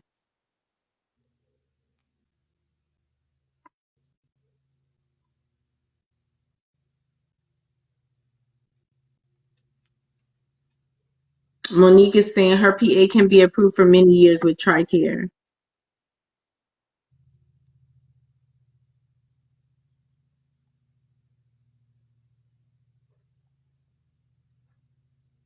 Hey, Cassandra.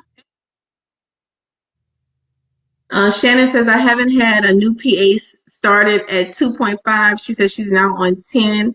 They must have done it all at one time. Queen says, my WEGOVY PA allowed me to get all the way up to 2.4, then got denied for refills. Started MOUNJARO now. Desi says, on Saxenda, gained weight, was on WEGOVY, but out of stock. Doctor wants to give me a pill form with with Fen. Girl, what is that, boo? Samantha says her one PA covers many doses.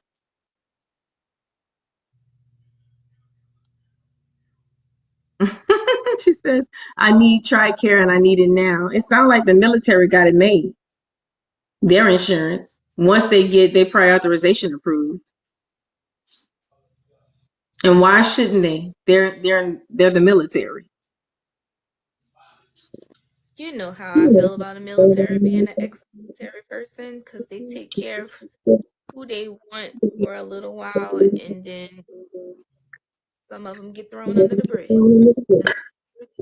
Carrie says my federal Blue Cross Blue Shield is nice too. Cool. I have Aetna in.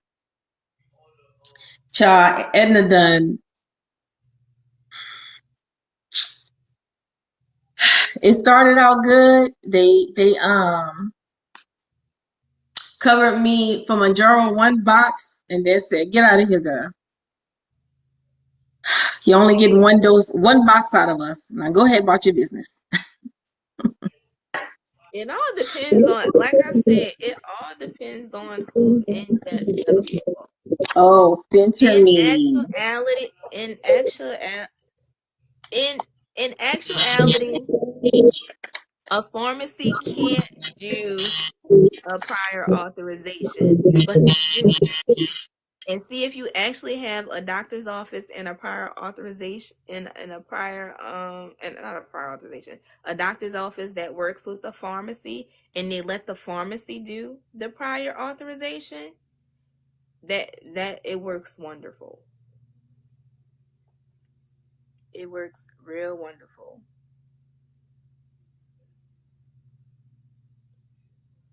Miss Desi, some insurances don't take Saxenda. It's hard to get Saxenda because even though Saxenda is FDA approved for weight loss, some insurances don't cover weight loss medication unless it's allied. What, girl? Hold on, y'all.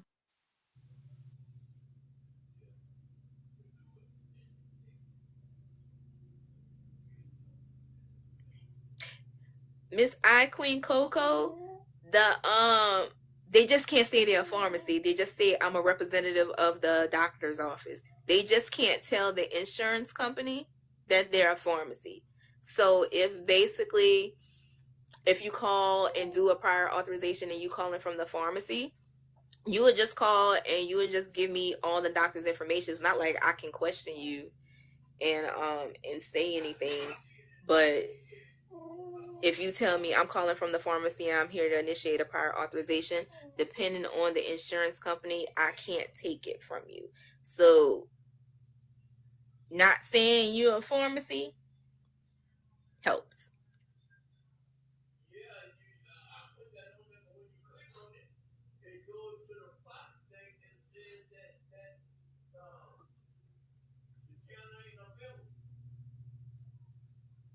Sorry, guys.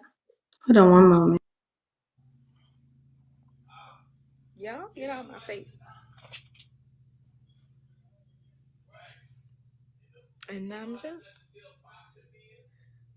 looking through the comments.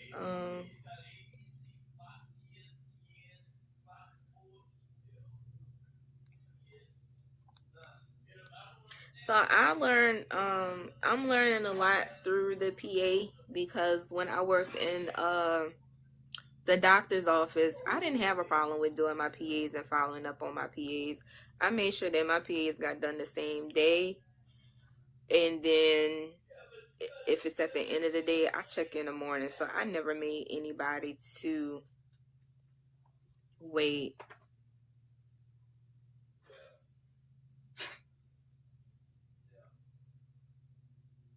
Miss Shannon, you said, what is a good maintenance dose once you reach your goal? Sorry, y'all. I'll discuss that with my provider. Can you hear me, sister?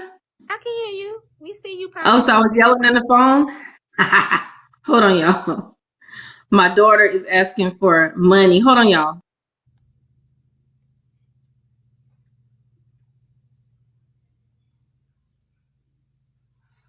Has anybody taken Saxenda and had good results? Because I never heard anyone talk about that.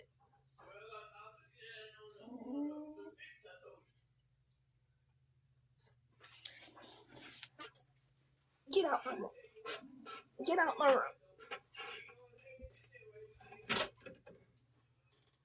Go ahead. Go. I'm sorry, we all aborting mission on you guys. I'm back. I had to let the puppies out.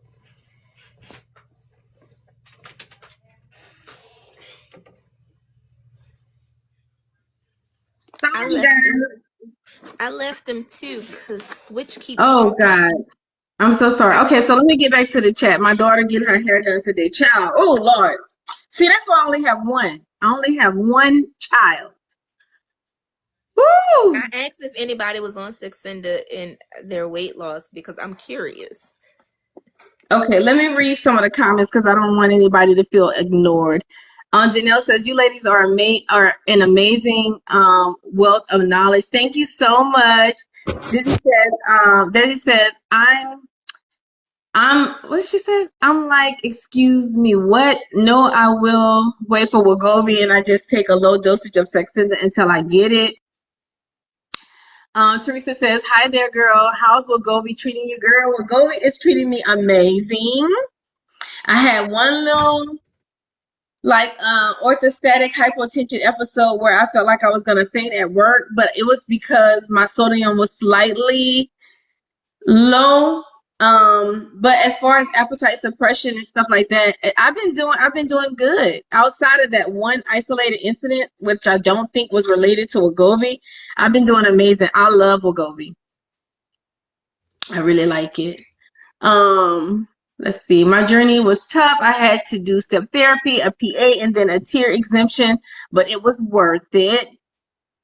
I'm so happy for you, Carrie. You're doing great. My husband is doing good too. His insurance covers this. He has Blue Cross Blue Shield. He started at 11 as well, and he's 5.1 with his A1C. So I'm so proud of you guys. Desi says my insurance takes it all, so I'm like, why can't I get MOUNJARO? Right? Because they want it specifically for diabetics, baby. Queen Coco says, I work for endocrinologists. A lot of our pharmacies initiate PAs. Not sure how. I answered that question for her while you were you gone. did? Okay. Yeah.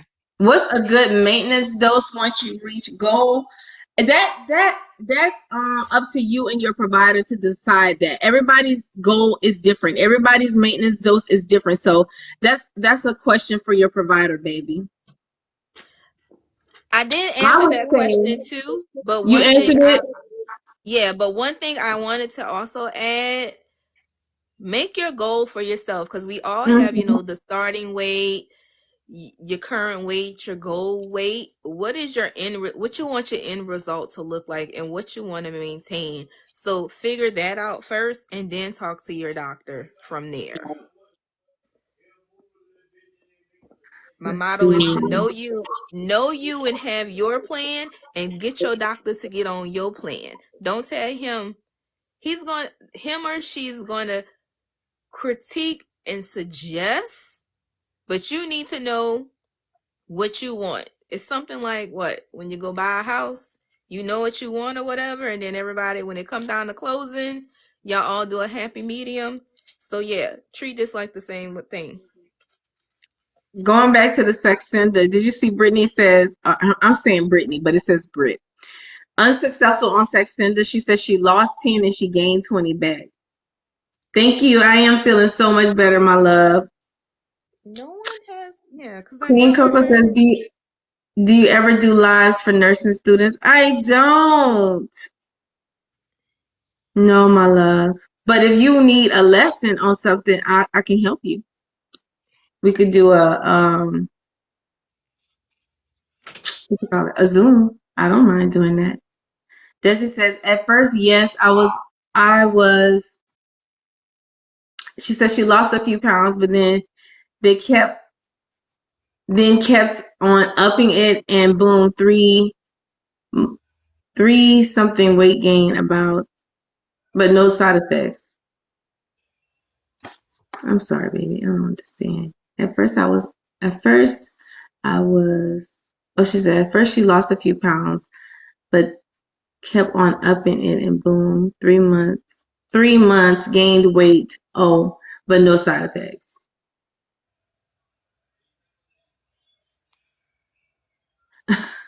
She said, I'm sorry. I was replying back when you guys left. My bad. Keep on going. Oh. User with a lot of numbers says, hi, saw your video where you were dehydrated, experiencing low blood pressure when you almost fainted. Yeah, child. I was almost the patient. I noticed my blood pressure has been lower while taking Ozempic. That, you know what, I had noticed I was saying this earlier, I noticed in the comments of that video, a lot of people have been talking about them experiencing low blood pressures on all these GLP-1s. Everybody, the Ozempics, the Ozempic people, the MOUNJARO people, the WEGOVY people. Thank you so much, baby. I am feeling so much better. Start I feel taking, amazing. and that's why I tell people to start taking their blood pressure. Another insurance type benefit that they have, where mine have, I signed up Thank you, at my baby. job. Not my job. I signed up at my pharmacy with this. It connects to my phone and it keeps track.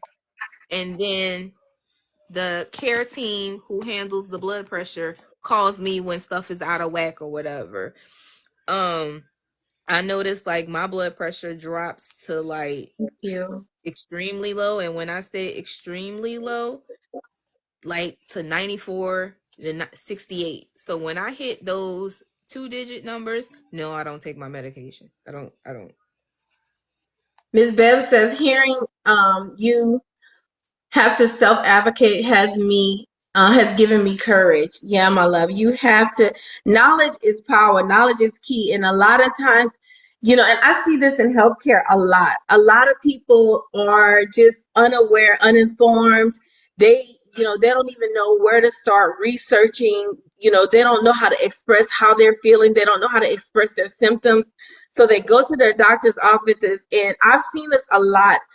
A lot of doctors, and I don't want to make that a general blanket statement, but in my profession, once you find you a good doctor, hold on to them, because sometimes that bedside manner, doctors are overloaded with patient care right now. There's a lot of they need a lot of help, so sometimes it's hard for doctors to give that one-to-one patient care that they desire to give, because they're just so overloaded and so overwhelmed. So it helps them help you when you go with your list of questions, when you write your symptoms down, take food diaries, take, blood pressure diaries, so that you can help them help you. What were you going to say, sis? I hate that. And when I hate the term, and I get it and I understand, everybody's swamped, everybody is busy, but your 15 minutes, and because that's basically how long it takes the doctor, depending on what your visit is for. If you're going for like a regular checkup, 15 minutes. If you have a problem, 30 minutes. And if it's a well visit, it's an hour. With that being said, you focus on me and you don't worry about nothing else. When for the patients that don't know where to start, to piggyback off you said, look in the mirror and just analyze yourself, because that's basically how doctors would do. Come in and they will give a generalized overview look from head to toe, because they're automatically scanning. You're the doctor. Stand in the mirror, treat yourself as if you're the doctor, and look in the mirror and start from your head to your toe and do a physical appearance check. After you do your physical appearance check, start from head to toe, your mood swings, your mood, how you feel. Like, I'm gonna just use it because you're in your eye, like, oh, I have an itchy eye, this eye was red. Nothing is too small. And then, so you don't forget anything, then you write it down. That's how you get like a general baseline for you. And that's also how your doctor get a general baseline. So that's how to utilize all your time before you go to the doctor. Like making your plan. And if you don't know and you're a little confused, writing it down helps you not to forget. It helps with your anxiety. And then standing in the mirror pretty much helps you get to know you. And I don't know if a lot of us or any of us that do it, like stand in the mirror naked. And when you stand in the mirror naked, start all the way there. Like the littlest thing could be something big in the end. I cannot pronounce your name, but this person says, I had to stop MOUNJARO because of bad side effects. Started Ozempic. I hope the side effects are less. I hope they are for you too. What type? Yeah, someone is asking, what type of side effects were you having? Me or you? No. They were just saying. They were just talking about themselves. Someone is asking them what type of side effects are they having. Ruby Red Custom says, sister, what app you have with the pharmacy that track your blood pressure? She's asking. This program, and that's why I tell you, get to know your insurance, because it's not from the pharmacy side, it's from the medical side. Know your medical side. She asking which app. That's iHealth Ease, and that's the name of the company. I don't know if it can be. Yeah. iHealth Ease, and with that is. And it's also going to piggyback with Janelle, who says something about what do y'all think about some PBMs starting to require a wealth management? That question. Y'all medical benefits have these stuff in place for you. If you're diabetic and you want to try your blood pressure medication, they probably have something to where the programs be free. They're free. And it's just be that little extra incentive, not just your FSA. They might have a weight loss program that's free in there that'll help you with something. They have something for blood pressure. It's more so to keep you, the better you feel and the better your blood pressure and your care, your diabetes, your cholesterol, and all that's in place, the cheaper your premiums and stuff can stay low for you. And they give these incentives because to help. So you might go to the website. I don't see a website on here. If I do, I'll reshare and post it. But you probably can go to any type of blood pressure monitor cuff, and they'll pay for you one blood pressure cuff, for a year. They say show yours. Mine, I wish it'd go bigger. So mine looks like this. It's automatic. Show the box. They want to see the box so they can see the name of it. It won't go any bigger. Can you? I wish I could Yeah, go bigger. we can see it now. Okay. Okay, now show us what's in the box. In the box, it's the regular blood pressure cuff.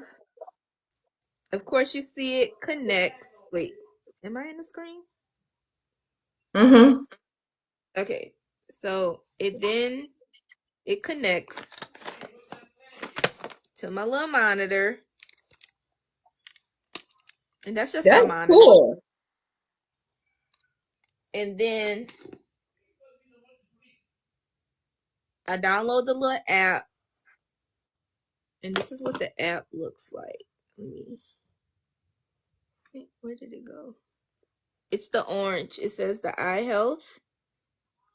Can you do a video and post it on your page? Yeah. And then I take my blood pressure. All I do is press start, and it's going to automatically start my cuff, and it'll pump my cuff and it do everything. And once it's finished, that's cool. It keeps a whole diary of my blood pressure. They're asking what blood pressure medicine did you have to stop? I was on metoprolol. And metoprolol actually. Metoprolol, and I'm on olmesartan HCTZ. Mm-hmm. I don't have to take the HCTZ olmesartan too much unless my blood pressure get over 140 over 90. And like I said, because I am on the GLP-1, it helps monitor my pressure. I monitor my eating habits and my salt intake. Mm-hmm. And also with this, I pay an additional $40 because I was on so many blood pressure medicine. So anytime my stuff go out of range, too high or too low, someone's gonna call me and tell me what's wrong, what you're doing, what you need, how you feel. So that's why I love this little program. And I just went to a doctor's office, a doctor's visit. When I went to my doctor's visit, they was like, hey, you qualify for X, Y, and Z. You know what? I signed up for it. The machine is free. I did the program because I needed that monitoring. And yeah. Ms. Janelle says, what do you think about PBM starting to require a weight management program to stay on the medicines? That right there is not too strange. It's more so your medical insurance in general, because there's a medical side and a pharmacy side. They work hand in hand. And so they're pretty much advocating probably for the medical side to get you to sign up, to get you to watch up, because obesity is a disease. And if you are serious about your health, why would you reject the weight management? And a weight management program probably would. You might get a discount off your GLP-1s because we see that you're working, and you need this medication as a boost. Some of them will send you $20 in gifts and stuff for signing up for them programs. You just need to know when you do your open enrollment, don't just look at the pharmacy side. Look at your medical side too, because your medical side helps with your pharmacy side. So look at both of them, not just one side. Samantha says, y'all Apple Watches will do that too. Do your blood pressures and track your blood pressures. It's like a Awaken. Fitbit. Like a Fitbit. Some of them do. Awaken MBS says, what's the program? That one is I Health Ease. I'm gonna put it in the chat.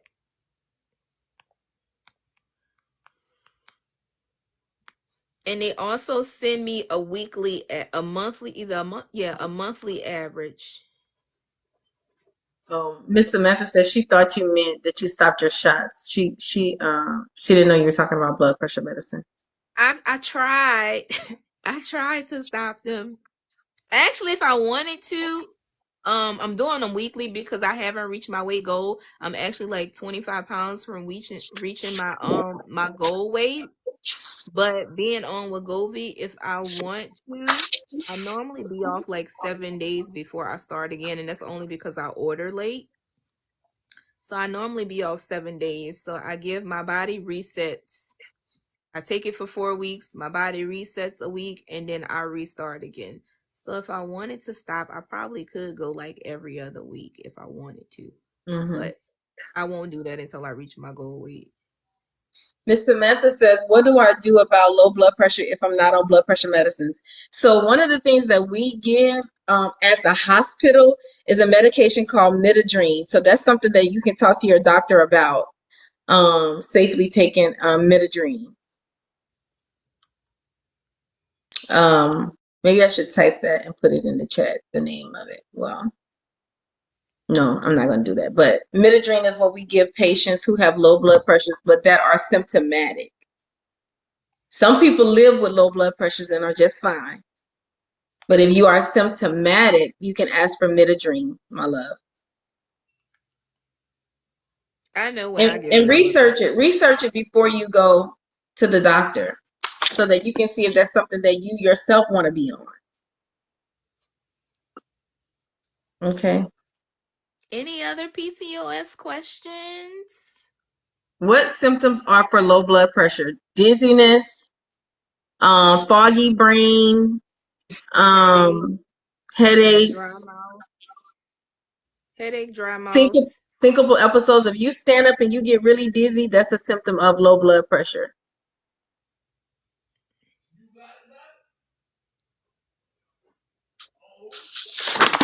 Does anybody have any other questions? She said I had a terrible headache. You might be dehydrated. You might just need to drink some pickle juice like we was talking about earlier. Pickle You juice might and have a water. dehydration headache.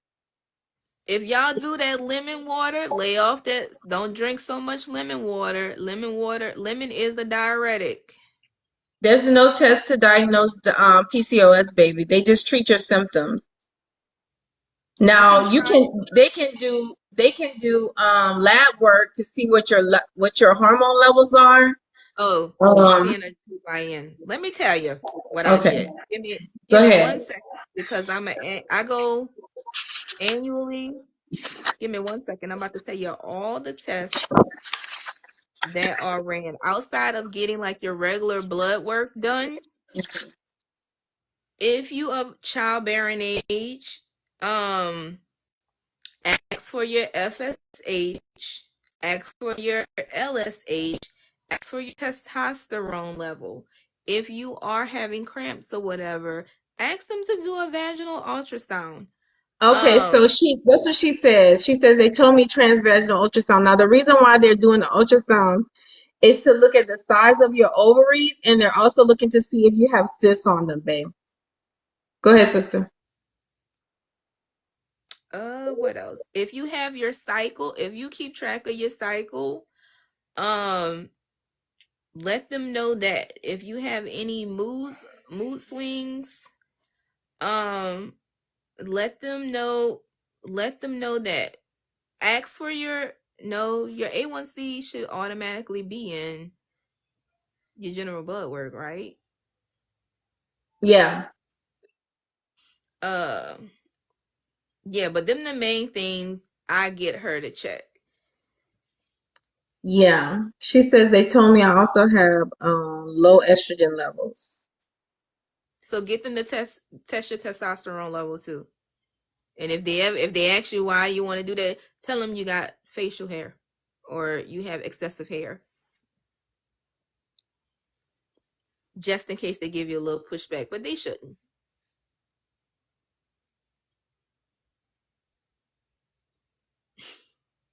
Hello, David. Meta dream. I put it in the chat. Let me make sure I'm spelling it right. I wrote it down somewhere. Yes. That's for the Miss Bev. I put it in the chat, my love. Midodrine. It's for low blood pressure. So just talk to them about it. But research it first, my love, before you go to the doctor so that you can familiarize yourself with the expectation and the indications for it, okay? Ruby Red Custom says, sister, what should we look for now that it's open enrollment for insurance to be covered for GLP-1? She had asked that earlier, but we didn't answer. First, you need to know what you need specifically. And why I said that first, because your pharmacy benefit is attached to your medical benefits, and we keep forgetting about your medical benefits. The first plan that the plan that you see is your medical plan, and you know how your medical plan, and you need to read what your medical plan entails. It should give you a whole detail of your medical plan, because whatever medical plan you select, that medical plan is attached to your pharmacy PBM. So when you select your medical, you're getting whatever PBM is attached to the medical plan. So know what you need first of all.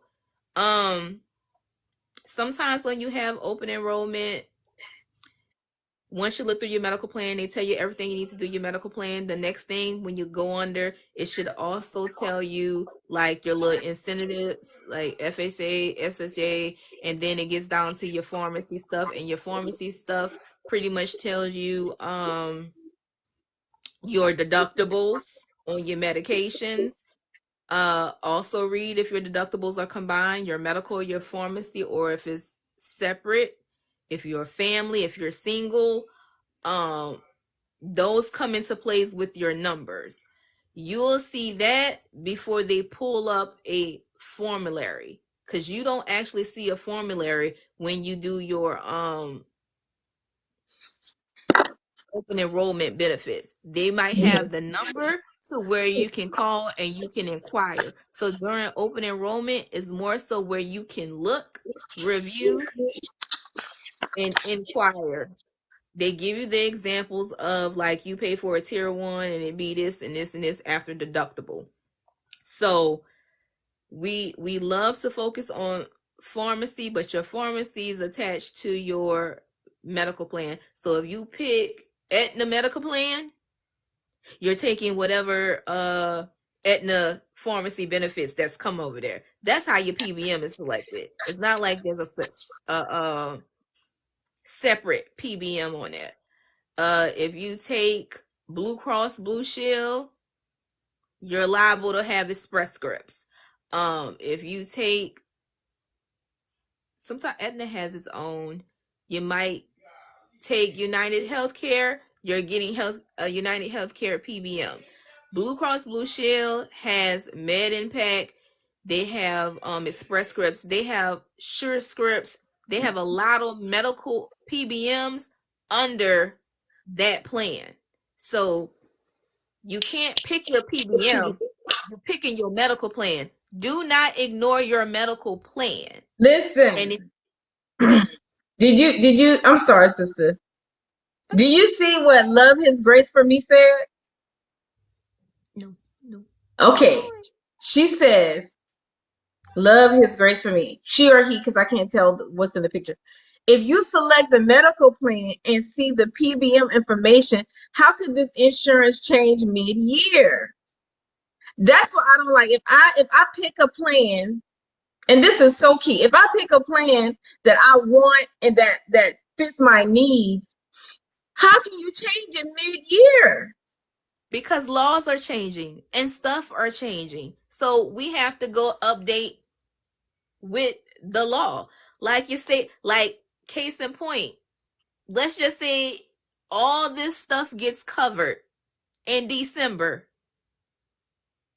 and you got your insurance. You want to wait till next year to get your stuff, or you want your stuff when it takes effect?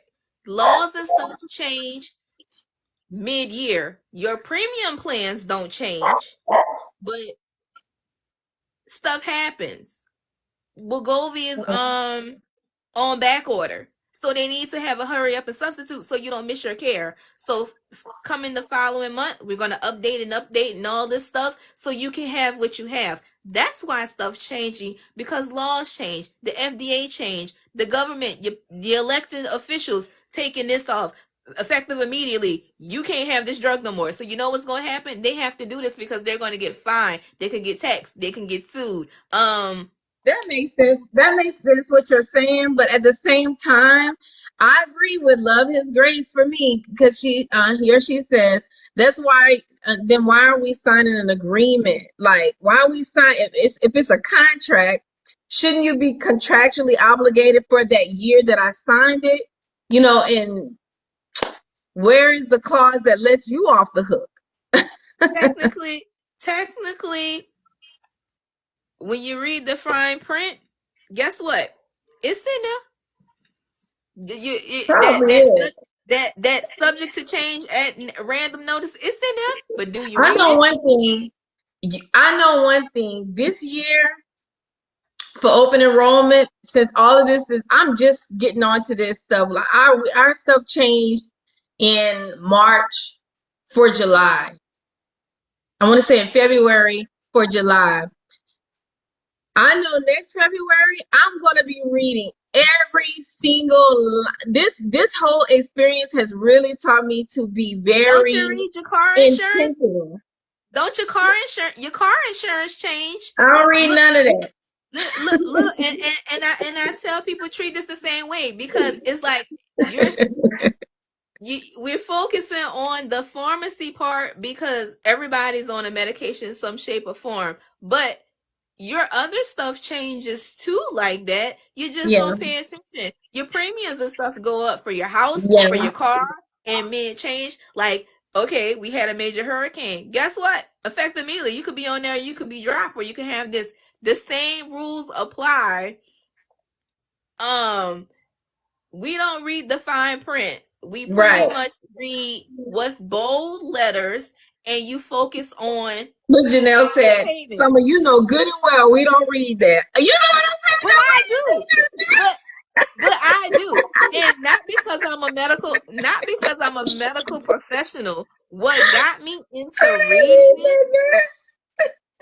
What got me into reading so much is because, one, I was a patient first, and like I said, I moved out at 18. Oh, that's funny. I moved out at 18, trying to find my own health care, trying to live on my own and be an adult. I couldn't afford all that. You know what I'm saying? So it's like, I need to know who go give me the best care. And I used to read to cheat the system so I could get a better price. So if I needed injections and it's just random injections, I went to the health unit. I ain't use my insurance. I already know a well care is free, so I will use my insurance for a well care for a free visit.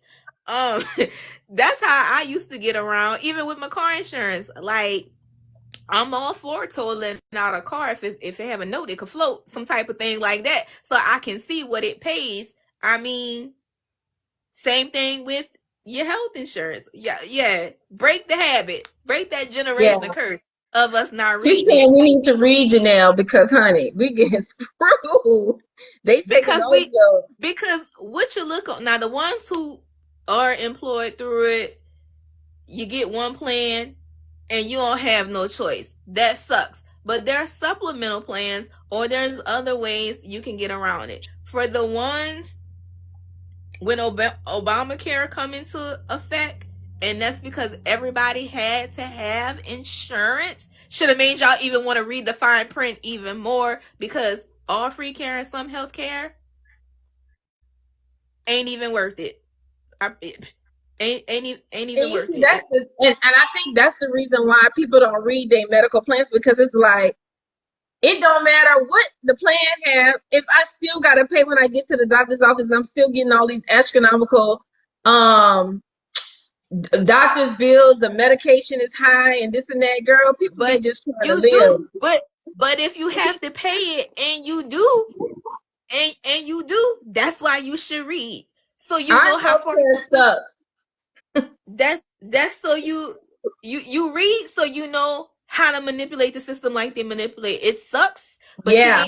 Now that's you need true. to get around it of how you get around it. And Yeah. that's how I used to get around it.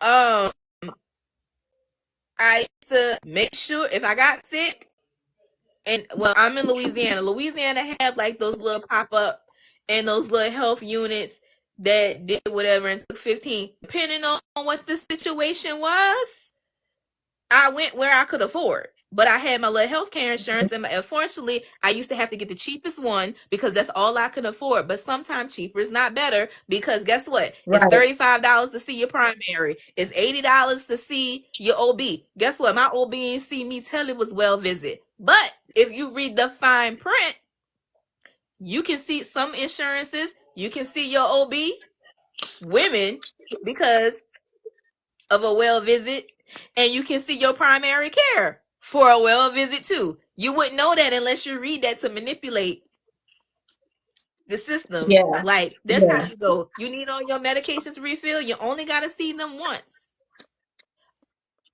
Sister, Don't I'm gonna skip read over. mine from now on. I promise you And that. that's And how. all that free stuff, all of those benefits and stuff, I want it all. I want it. This experience You with MOUNJARO and WEGOVY and all this prior authorization stuff, it has definitely taught me to be very intentional about picking my plan. my Trust me. mom has, and for the ones like this is for the older crowd, and if you're for your moms or your grandparents or whatever, my mom has people health, and a lot of them have the incentives to where they give you the grocery health care card, they give you the utility light card. Like there's so many incentives, not just on the pharmacy side but on the medical side, and the requirement would be for you to just keep your annual visit and you Mm-hmm. get a $20 Oh. something type of incentive or whatever. That's why it goes back to the question, well, why would your PBM want you to do weight management? Because signing up for these little plans or taking a little survey or doing all the email, take 5-10 minutes of your day, fill that out, and then people give you some type of points, free gym membership, discounts or whatever. Take it all. Just take it. Because you're paying for it. You're paying for it with Exactly. your premium. Yeah. Exactly. It's just read. And then before you sign up and select, call. I don't know why we hate calling. Call. And call at night. You know When why? Because people don't know what to ask. People don't know what to ask. you don't need a strange, you don't need to use big It don't words have to and be big complicated. whatever. You just ask. Mm-hmm. And go in with the plan though. Be like, look, I don't know what this I don't know what this is, and I don't trying to figure out what's new to my plan and what you have to offer. And I had calls like that. I don't know what all this plan offers. You know what my job is to do? Sit there and tell you what your plan offer. After I tell you what your plan offer, here's the website. Download this app. I will sit and walk you through the app, and I can show you how to maneuver because it's one call so you don't have to call me no more. I don't mind if you call me no more, but I'm about to give you all the tools in this one call to tell you, because guess what? We're graded on not the length of the call, how well we serve you, and that one call, it's called The one call quality of the resolution. call. How good it is. And you know what? Do not ignore them people when they ask you, do you want to take a survey after the call? Yeah. And why you want to take a survey after the call? Because our bonuses depend on it. Because you never know. You might get an asshole and you might need to tell. Mm. Take that survey. Don't Janelle, even my job give us $600 premium deduction each year if we do the wellness, dental, and PAPs. 600, girl. um And I And made sure we all go. even with the pharmacies, you go to CVS and they have that long receipt at the bottom. Do that service, do that pharmacy service, that survey. They Where get your critique Stanley on Cup, that. sister? Where your Stanley Cup? Stalisha. Her name is Stalisha. Stalisha. But Yeah. don't ignore the little stuff, because we've been ignoring the little stuff. That surveys from Walgreens, from Walmart holds more weight than you going to the front and be like, I want to speak to your manager. Bump that manager. Answer that survey, because they go straight to corporate, and by the next day, 8 a.m., there's an email throughout the store. The pharmacy manager see it. The district pharmacy see it. The other pharmacy people see it. Your name's not reported. They be like, but caller such and such call and say this prescription X, Y, and Z. Because that's where their money come. You got to hit them in their pockets. Mm-hmm. So, again, don't ignore your medical. We want to read the fine print all the way down to the number page. Page number 1. Start at the top with the date, and we go read all the way to the bottom, page number 1. That's how we go get through open enrollment. Highlight. I ain't telling y'all nothing that I don't do. Highlight. We want to call after 9 o'clock, where you go get the little old lady or the young person sitting on the phone watching Tubi, because I do that too, and we twirling in our chair waiting on somebody to call. Everybody not calling at 9, 10 o'clock, 11 o'clock at night. Do it. Did y'all even know that y'all can call that late? I didn't. There's somebody 24/7 there waiting for you to call them. And why? Because ain't the emergency room open 24/7? Lord have mercy. Don't y'all go on vacations 24/7? Someone got to be there to answer these insurance questions from you guys, because people are sick all the time. We all just don't close. Some departments may close, but we all just don't close. You can call any time of day. Me and my sister called the insurance company at 11 o'clock one night, trying to, whenever my insurance company started covering MOUNJARO, we needed to know it was late. And they will tell you so much more. They will tell you so much. So much more when you call late at night. That's why I was like, call late at night, 9 o'clock, 9:30. You might not be able to get like the prior authorization department to actually speak to someone, but you can call the pharmacy person who can go over your pharmacy, go over your formulary. If you had any type of pharmacy rejection, they'll be able to tell you what the pharmacy rejection says. Tell them, ask the questions that you don't know. If you feel that your doctor, ask about grievances. Let them tell you about grievances or who you complain to. There's so much thing your insurances do besides just pay for your medication. Some don't. I'm sorry, sister. Someone in the chat says that they're on MOUNJARO and they're having hair loss. I don't want to overlook this. We'll get back to the insurance. I don't want to overlook this because that's very important. One thing I can say about your hair loss, baby, it is temporary, and it is secondary to protein deficiency and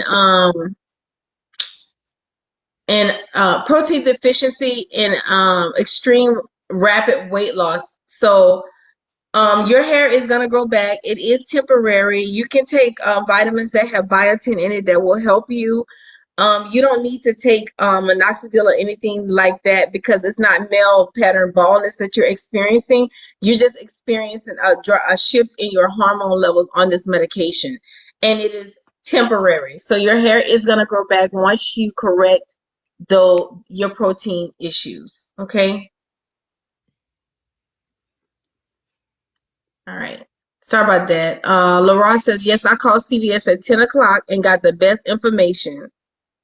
M. John is asking, is anybody available on the weekends? 24/7, weekends and holidays, ma'am. Yeah. Mm-hmm. Shannon says my hair loss helped with recommendations of collagen protein powder. That's good. Yeah, that's another one, baby. That's another one. Mm-hmm. Absolutely. Collagen peptides. Thank you, Shannon. Ooh, I'm blind. Does anybody have any questions? Sister, do you have anything in closing? Because we've been on for quite some time. We go read. Say it with me. We go read. All right. Does anybody have any shout outs? How did y'all's week go? Where y'all at in y'all weight loss? Let me do a couple of shout outs. What medicines are y'all on? What dose are y'all on? How much weight did y'all lose? I'm on WEGOVY now, you guys, 2.4 milligrams. I am weighing in at 166 pounds. So I did gain a couple pounds, but that's because that is all me. But it's all good. I'm still happy. Janelle says, quit picking on us. I couldn't even say that but laugh. I'm on WEGOVY 2.4. My weight in is 166. My goal is 140, and that's because I'm short. Stephanie says she's lost 50. Congratulations, sister. You're doing well. Let me just say that first. And Stephanie says she lost 56 pounds since March 7th. She's on 12.5. Congratulations, my love. Lisa Loser says that she's on MOUNJARO 7.5, but you didn't say how much you lost, Lisa. What she said? Current weight 214. Oh, there it is. There it is. Go ahead, sister. What'd she say? Current weight 214 as of today. Oh, her starting weight was 360. Go, girl. Yeah. Wow. She did good. I'm That's trying to tell awesome. you. She's doing great. Congratulations, my baby. Thank you. That's some encouragement for your behind. Thank you, love. 56 Diva Nola like, Queen says big she's on numbers. WEGOVY 2.4, 57 pounds down. Finally in Wonderland. Go, girl. Yeah. What's Wonderland? I always Under wanted to know that. 200. Oh, okay. I never knew what that means. Yeah. So you mean to tell me I could have been celebrated? I thought Wonderland was, I don't know. I never. Wonderland. O-N-E. Derland. Oh, okay. So she's the first one that spelled it right. Yeah. I seen it regular. Congratulations. Okay. Who else? Anybody else? Anybody else have any questions? Wrapping up. Any questions? What's our next Anybody want me to topic? shout them out? What about what you say, sister? I was asking any suggestions on the next topic. Yes, that's what I was gonna ask. Oh, you ain't my sister for nothing, girl. Ruby Red Custom says 2 pounds from Wonderland. I'm on 7.5 next week, hopefully. Yes, baby. I'm speaking life in today. You will be in Wonderland next week, my love. Love His Grace says I'm trying to get approved since PA is required. I don't have type 2 on Ozempic since 4/11, down 37 pounds. Congratulations. So you could probably get approved for Wegovy. If you're not diabetic, it's going to be hard to get approved for MOUNJARO. What age was everyone diagnosed with PCOS? It's about age 30 for me. I want to say I had PCOS in my young 20s. 16. Yeah. Young, 16 baby. for PCOS, PMDD, 22, and yeah. Miss Janelle says she's on 2.4 of Wegovy. Her starting weight on MOUNJARO was 356.6. Her current weight is 229. That Miss Janelle, you lost over 100 pounds, girl. Oh my God. She said that she lost 114 on MOUNJARO and 12 on Wegovy. Oh my God. That's amazing. Y'all, congrats. Congratulations. Y'all give me motivation, actually. I'm trying to tell you. I was Come gonna stop on. once I got the 150, but That's a whole person.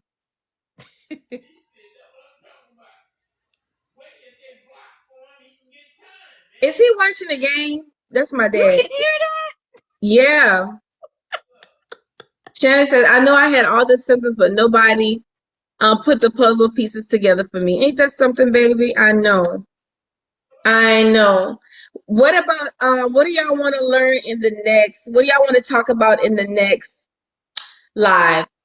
What do y'all want to learn about? Do y'all want to talk about? I mean, because we pretty much talked about insurance, and we pretty much talked about PCOS. Is there anything anyone wants to talk about in the next live? Thank you. My goal is 170, and yes, it's an entire person. You did great. I know you feel amazing. I know you feel amazing. Wow. Congratulations, love. That's so inspirational. You blessed somebody with that today. I know I'm blessed by it. I am. Okay, sister. So my sister says read y'all's From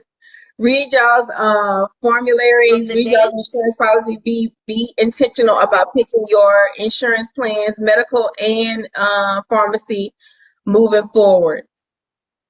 Okay, so we'll get together, sister, and we'll talk about the next day we'll be live, and then I'll make a flyer and post it for you guys. But come with y'all questions. Y'all see that we answer every single question. It may not move exactly how it's moving in the live, but we can slow the questions down and we Thank y'all will for your respond. patience. And y'all keep in mind, if you guys are not following my sister, please follow her at Summer Zakila and follow me on YouTube, you guys, because I have started posting my lives on YouTube. So don't feel bad if you cannot catch a live, because within that week I will post the live on YouTube, you guys, and that's at Keisha Dixon on YouTube. Let me put it in the chat. Hold on. Appreciate you guys. Welcome, welcome, welcome. I do my open enrollment in October, either October or November of this year, I think. So I need to find out when my open enrollment is, re-educate myself, and then once I hit that, I'm coming with the full gustos, because I know a lot of y'all open enrollment start at the beginning of the year. Yeah, mine is in March. That's probably why my PA only went till March. That's when our plans start, when we have to pick our new plans for the following year. And my insurance, Thank you. I have to look at my insurance, because my insurance took off WEGOVY and Ozempic. It ain't even on there. It don't even exist in my Oh insurance. So wow. they done took it all off. So, Shannon says hers is October, November too. you can always inbox me if I haven't done, or we haven't done a live on it.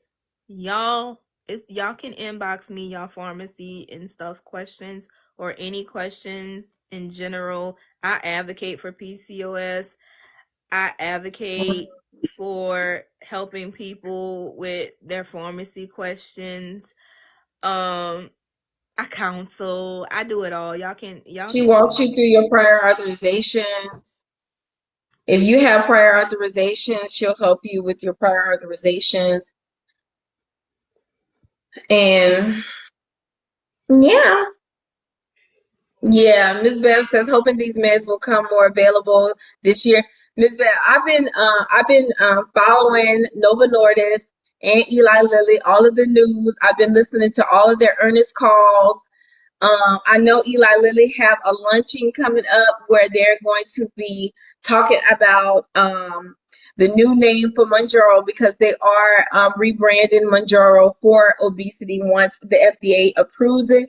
I've been researching and trying to get the heads up on the new name.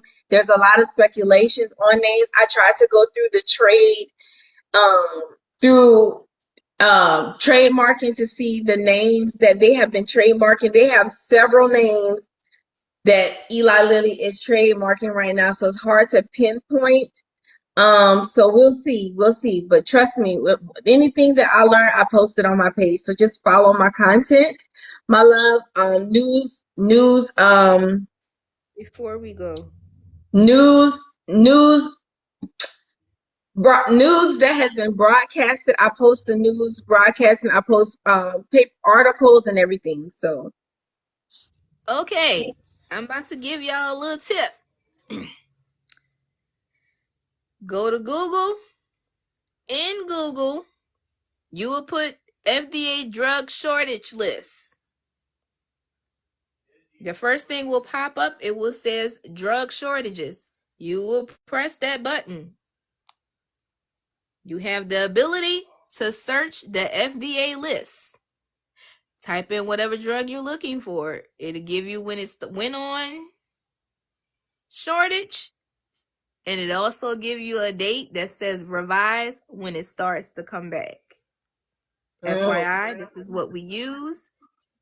This is where you can be looking into to keep track of when these medications come back. So that's any medication that's on the drug shortage list, you can look, it'll tell you, it'll give you NDC numbers of the ones that it is, if there are any.